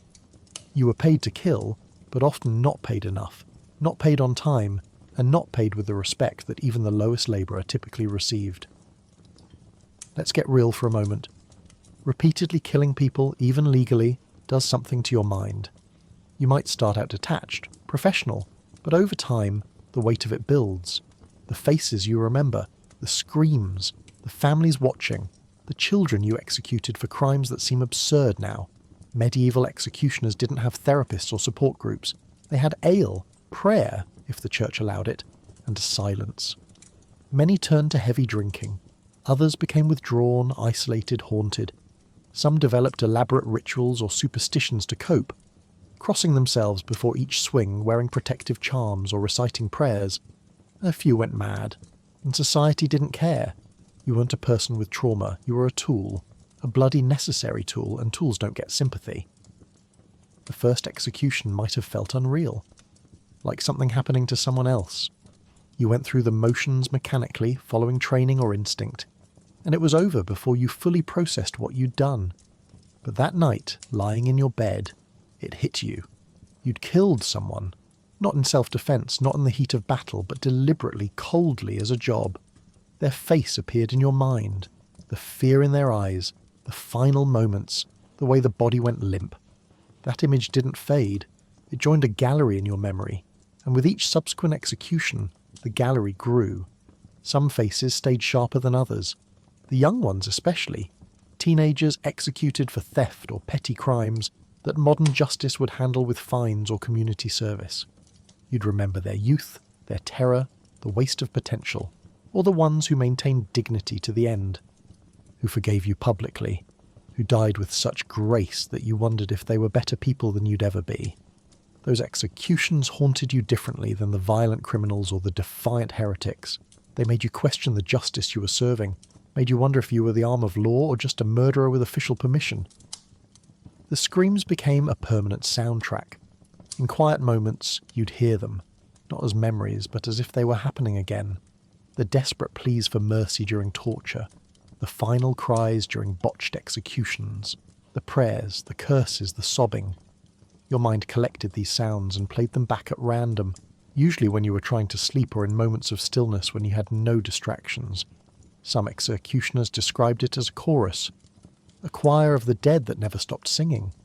Drinking became a common coping mechanism. Allah numbed the memories, softened the edges of guilt, made sleep possible. You'd drink before executions to steady your nerves, and after to forget what you'd just done. Some executioners developed serious alcohol dependency, stumbling through their days in a perpetual fog, only sober enough to perform when absolutely necessary. The drinking made everything worse. Your health deteriorated, your precision declined, your isolation deepened. But it also made everything bearable, which felt like a fair trade when the alternative was confronting your demons sober. Others withdrew completely, becoming silent, hollow versions of themselves. Your wife might try to talk to you, and you'd stare right through her, your mind elsewhere, back on the scaffold, replaying executions, counting the dead. Some executioners stopped speaking almost entirely except when professionally necessary. Words felt meaningless when your life's work was death. What was there to say? How was your day? Oh, fine. I beheaded someone and then came home. Pass the bread. Rituals and superstitions proliferated as desperate attempts to create meaning or protection. You'd cross yourself before every execution, whispering prayers for the condemned and for yourself. You wore amulets blessed by priests, who charged extra for blessing an executioner's charms, carried specific objects for luck, or performed elaborate pre-execution routines, always the same sequence, always the same words, believing that deviation would bring disaster.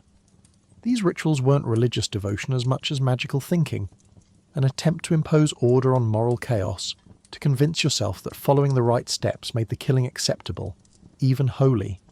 Some executioners developed elaborate justifications.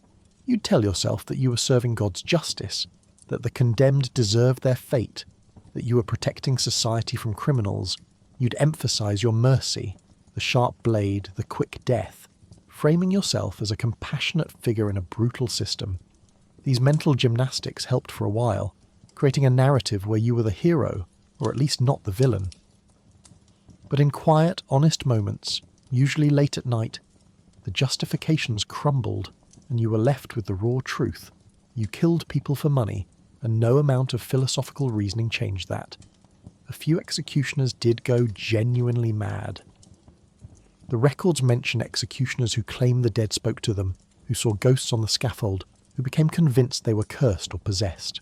Some refused to leave their homes, paranoid that the spirits of the executed were hunting them. Others became violent, turning their professional brutality on their families or themselves. Mental illness wasn't understood in medieval times. It was attributed to demonic possession, divine punishment, or moral weakness. So there was no help available. You either held yourself together through sheer willpower, or you didn't. And if you didn't, you were just another casualty of a profession that consumed souls as readily as it ended lives. The worst part was the isolation of your trauma. Soldiers who killed in battle had comrades who understood. Even murderers had the perverse comfort of their crimes being condemned, their guilt acknowledged. But you? Your killing was legal, ordered, necessary.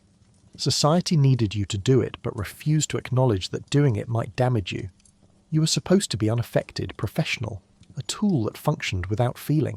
And so you suffered alone, in silence, while the bodies piled up and the weight on your soul grew heavier with each swing of the blade.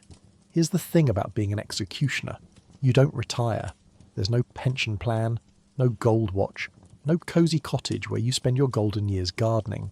You work until you physically can't anymore, and then, if you're lucky, your son takes over. If you're not lucky, you just fade away. Old, poor, probably half blind from years of stress and drink. Some towns forced elderly executioners to keep working because nobody else wanted the job. Others simply waited for them to die, and then scrambled to find a replacement. And when you finally did die, you were buried outside the churchyard in the same dishonourable ground as criminals and suicides. No memorial, no recognition. Just a hole in the ground and a name nobody wanted to remember. The concept of retirement simply didn't exist for executioners. Other professions had pathways to dignified endings. Craftsmen could train apprentices and gradually reduce their workload. Merchants could pass businesses to children. Even soldiers could become advisors or trainers. But executioners? You swung the sword until your arms were too weak, climbed the scaffold until your knees gave out, and performed your duties until someone noticed you physically couldn't anymore. There was no ceremony marking your final execution, no acknowledgement of years of service. You just stopped showing up one day because you died or become too infirm to continue.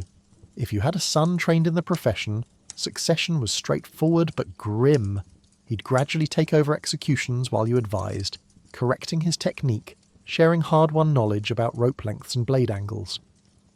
Eventually he'd perform all the executions while you watched from the crowd or stayed home, no longer physically capable, but still legally the town executioner, until death officially released you from the contract. Your son didn't inherit a business or a legacy. He inherited a curse, and you both knew it. But what choice did either of you have? Without a successor, your final years were precarious. Towns that still needed an executioner but had an aging one faced a dilemma. They couldn't easily replace you. Finding someone willing to take the job was difficult even in the best circumstances. So they'd keep you working far past reasonable age, demanding you perform executions when you could barely lift the sword, when your vision was failing, when your hands shook from age and alcohol and accumulated trauma.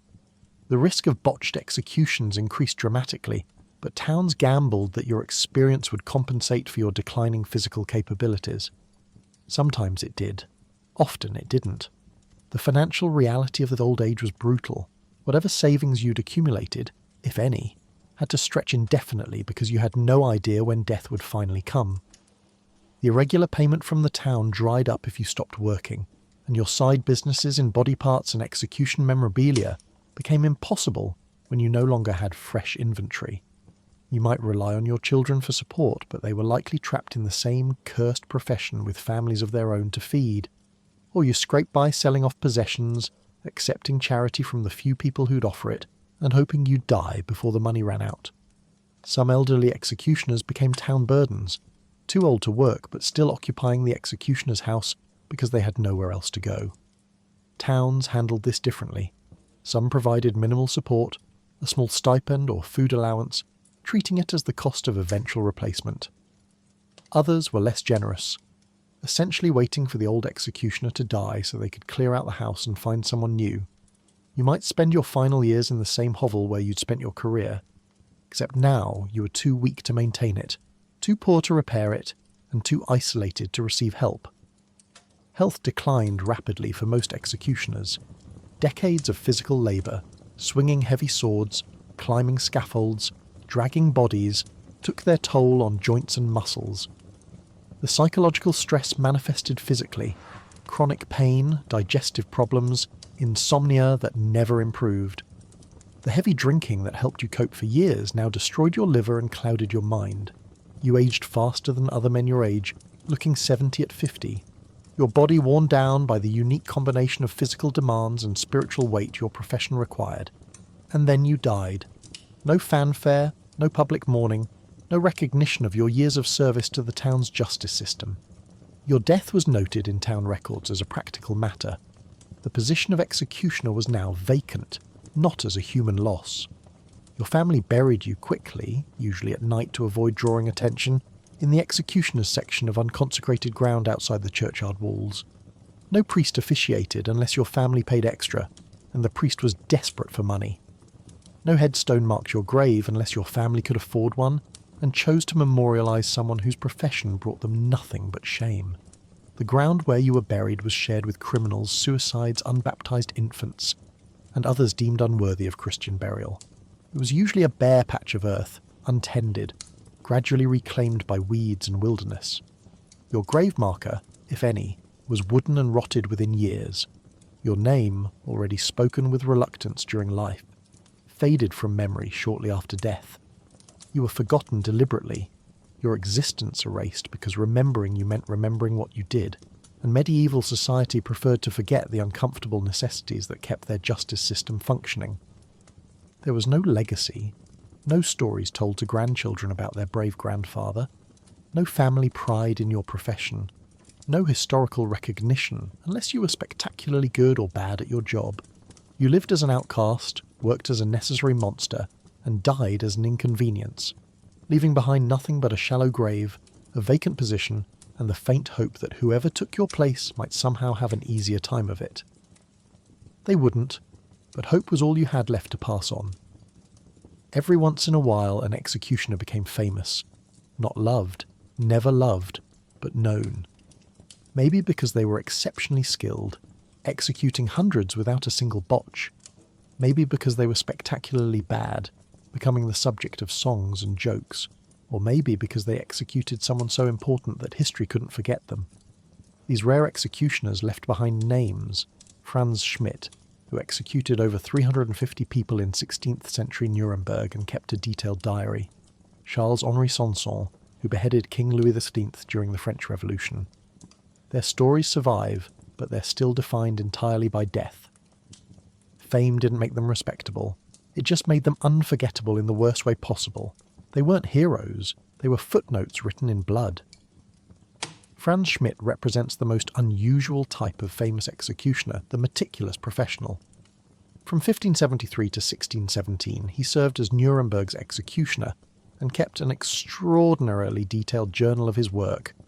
Over 350 executions, hundreds of torture sessions, all documented with dates, names, crimes, and methods. His diary wasn't confessional or emotional. It was a work log, clinical and precise, recording his profession the way a merchant might record sales. Hans Fruschel, executed by sword for theft and murder, one stroke. He recorded botched executions too, though rarely, because Schmidt was exceptionally skilled. His fame came not from spectacle, but from competence and the unprecedented historical record he left behind. Today, historians treasure his diary as a window into early modern criminal justice. But Schmidt himself remained socially outcast despite his professionalism. Skill didn't erase contamination. Then there were the spectacularly incompetent executioners who became famous for all the wrong reasons. Their names survive in folk songs, jokes, and cautionary tales. The executioner who needed 11 swings to behead Mary, Queen of Scots' lady-in-waiting. The actual execution of Mary required 3 swings, bad enough. The one whose rope broke 3 times during a single hanging, forcing the condemned to climb the ladder repeatedly while the crowd grew increasingly sympathetic and angry. These executioners became legends of failure. Their names synonymous with incompetence, their botched executions retold for generations as dark comedy or horror stories, depending on the audience. Fame through failure was perhaps worse than obscurity. You were remembered, yes, but only as a punchline or a nightmare. Some executioners became famous because they executed the famous. Charles-Henri Sanson, hereditary executioner of Paris, is remembered almost exclusively for one act, beheading King Louis XVI in 1793 during the French Revolution. Sanson had executed hundreds before that moment, and would execute hundreds more, including Marie Antoinette. but his legacy is forever tied to killing a king.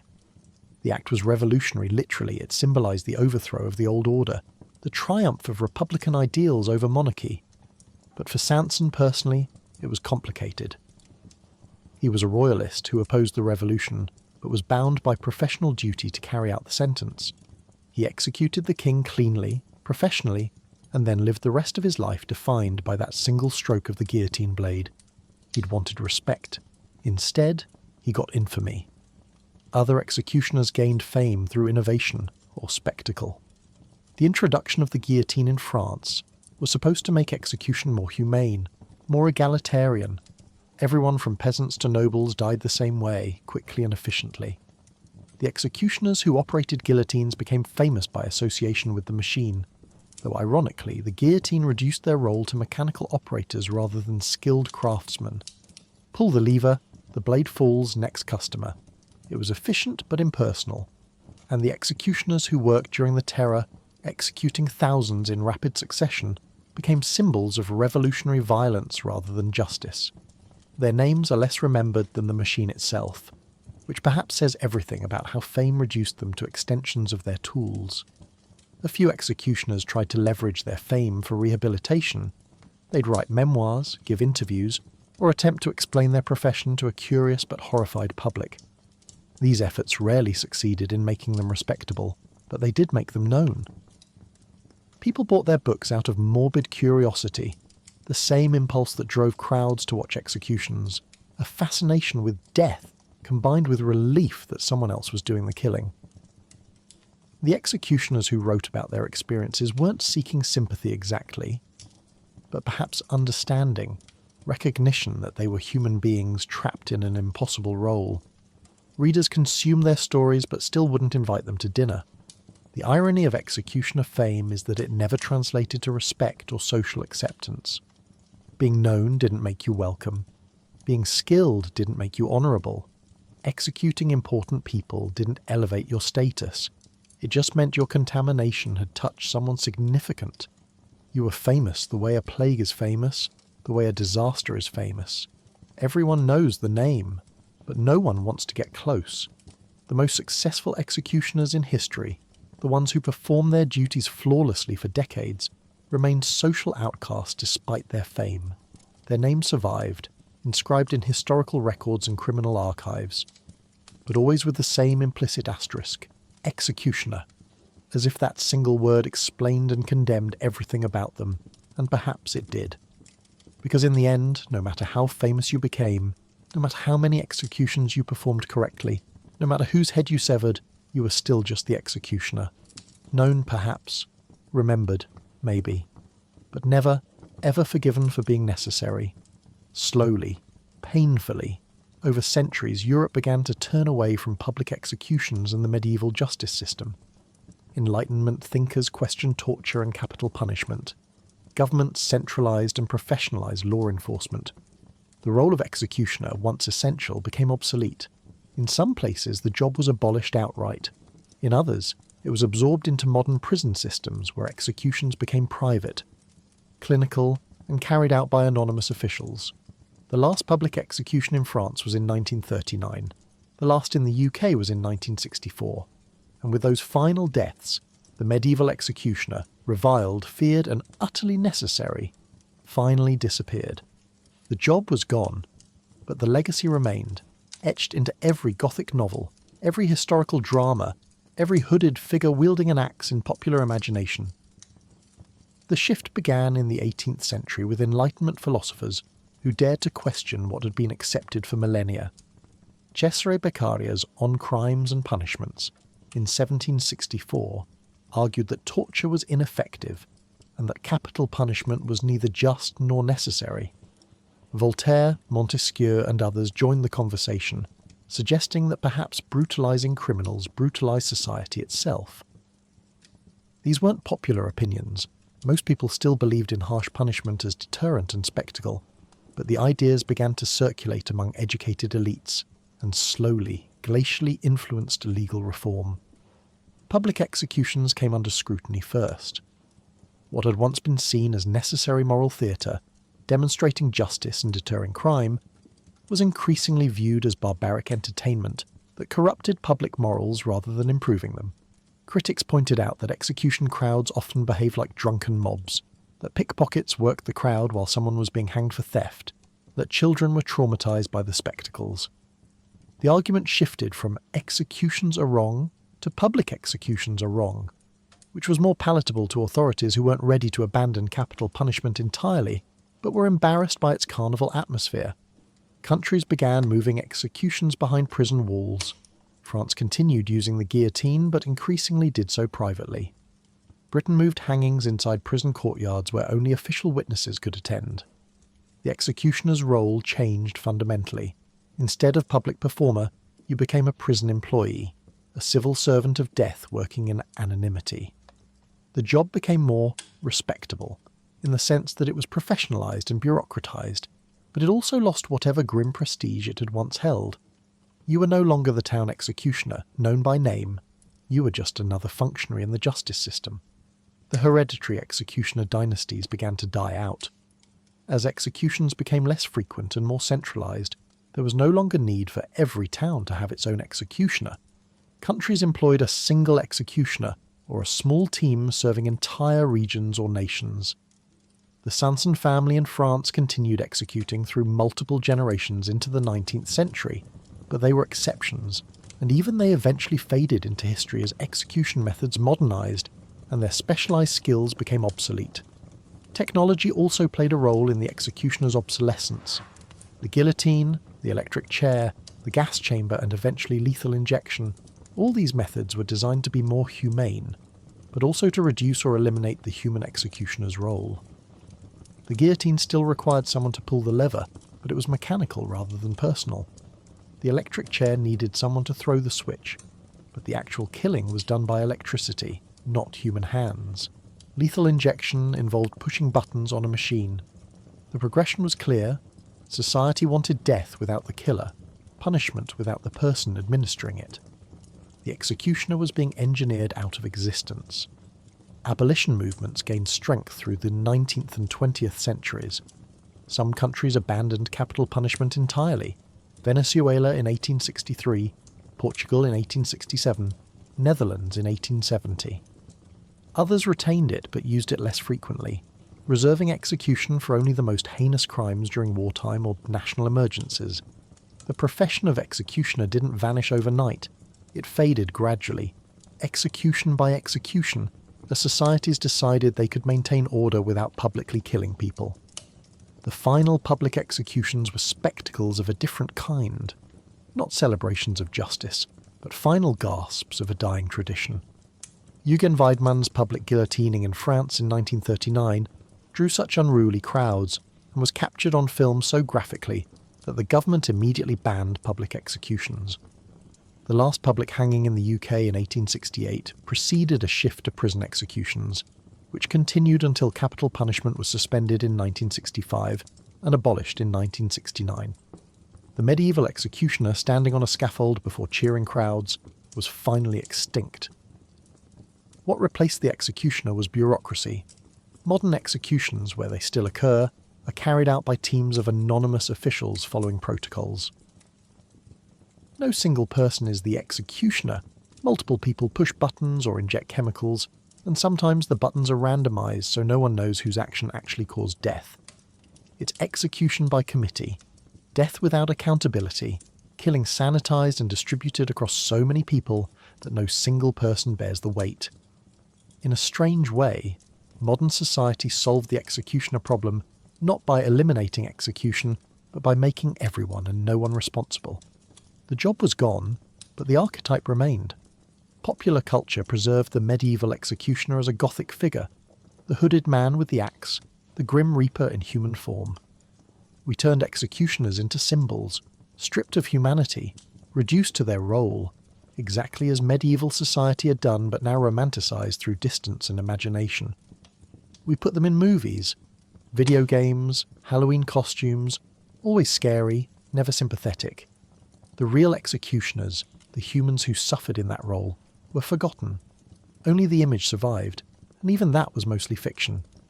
Today, the medieval executioner exists mostly in myth and Halloween costumes.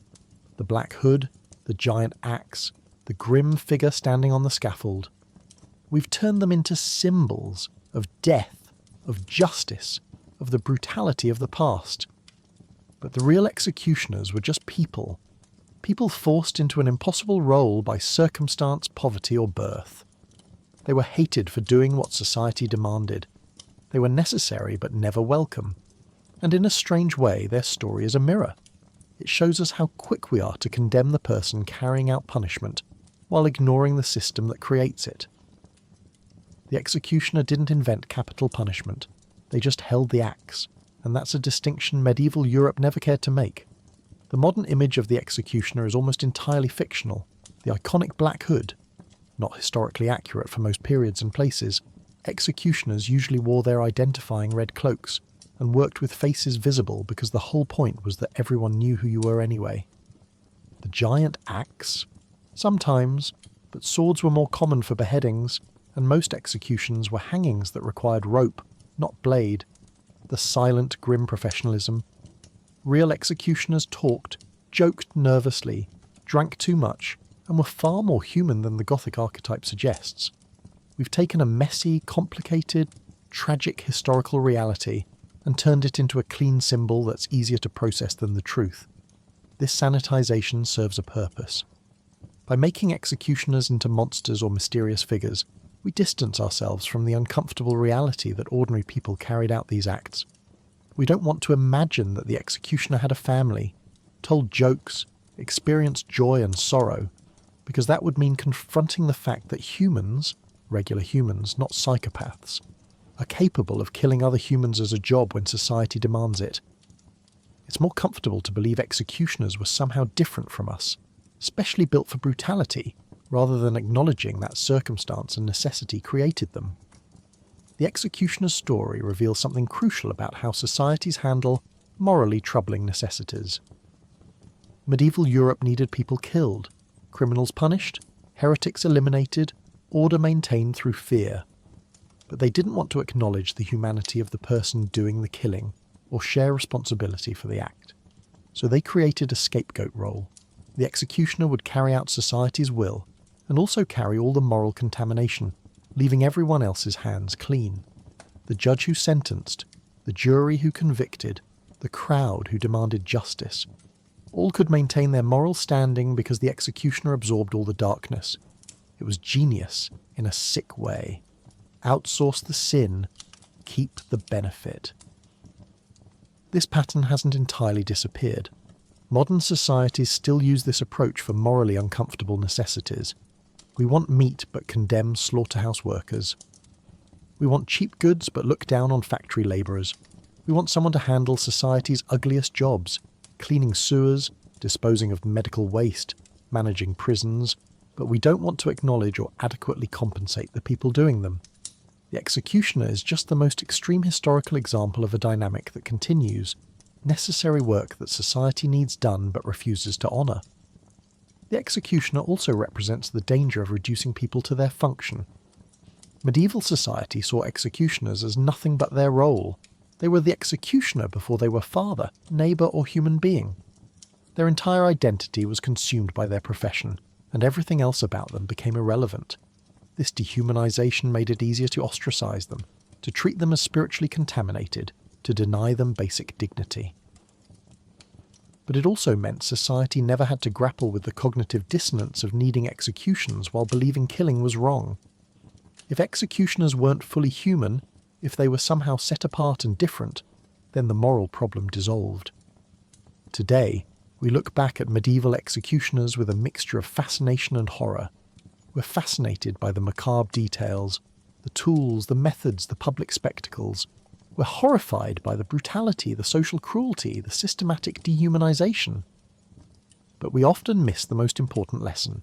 The executioner shows us what happens when society creates an impossible role and then condemns the people forced to fill it.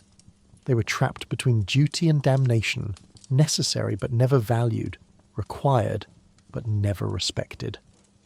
The executioner's legacy is ultimately a cautionary tale about systems that demand terrible things from individuals and then punish those individuals for complying. It's about how easily we condemn the person holding the weapon while absolving ourselves of responsibility for putting it in their hand. Medieval executioners didn't create capital punishment, public torture, or brutal justice. They were simply the people society used to carry it out. And for that service, they were marked for life, their families cursed, their humanity denied. Perhaps the real legacy of the medieval executioner isn't about death or violence or medieval brutality. It's about accountability, specifically how societies avoid it.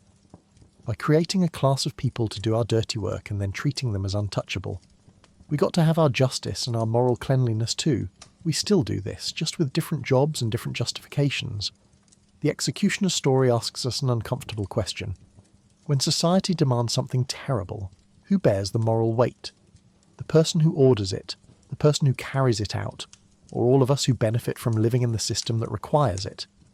The hooded figure with the axe isn't really about the Middle Ages.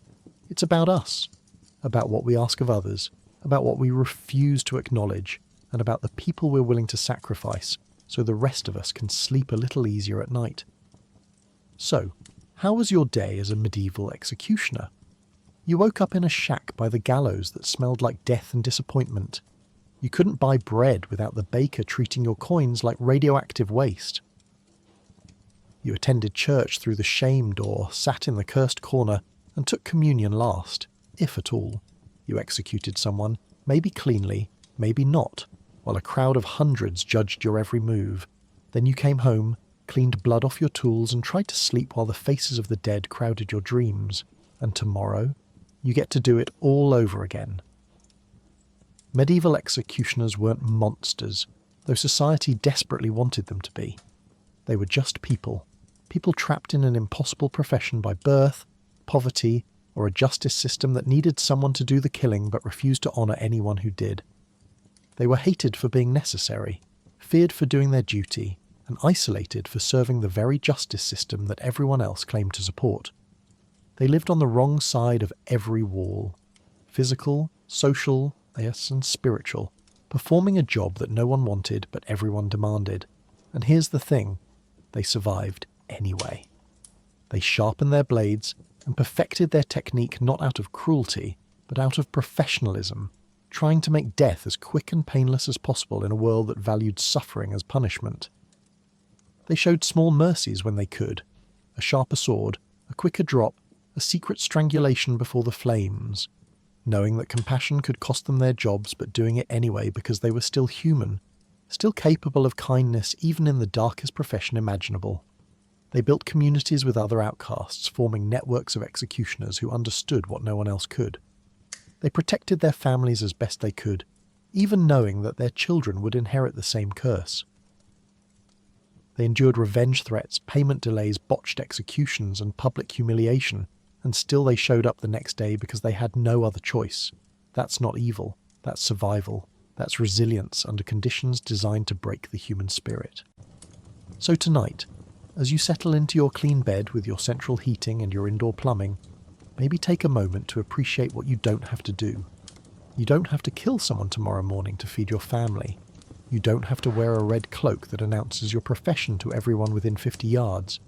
You don't have to worry that the baker will refuse to sell you bread or that your children will be banned from school because of your job. You get to be a person, not a symbol. You get to have a social life, friends, dignity. Things medieval executioners never had. And maybe, just maybe, spare a thought for those men who stood on scaffolds across medieval Europe, doing the work that everyone demanded but no one would acknowledge. They weren't heroes. They weren't villains. They were just people in an impossible position, holding an axe that society put in their hands and then condemning them for holding it. History might not remember their names, but their story matters, because it reminds us that when we ask terrible things of people and then punish them for complying, we're not solving moral problems, we're just creating scapegoats. The medieval executioner was society's scapegoat, carrying the weight of everyone else's sin, dying alone in unconsecrated ground, while the people who ordered the executions slept peacefully in their beds. They deserved better. They deserved recognition that they were human.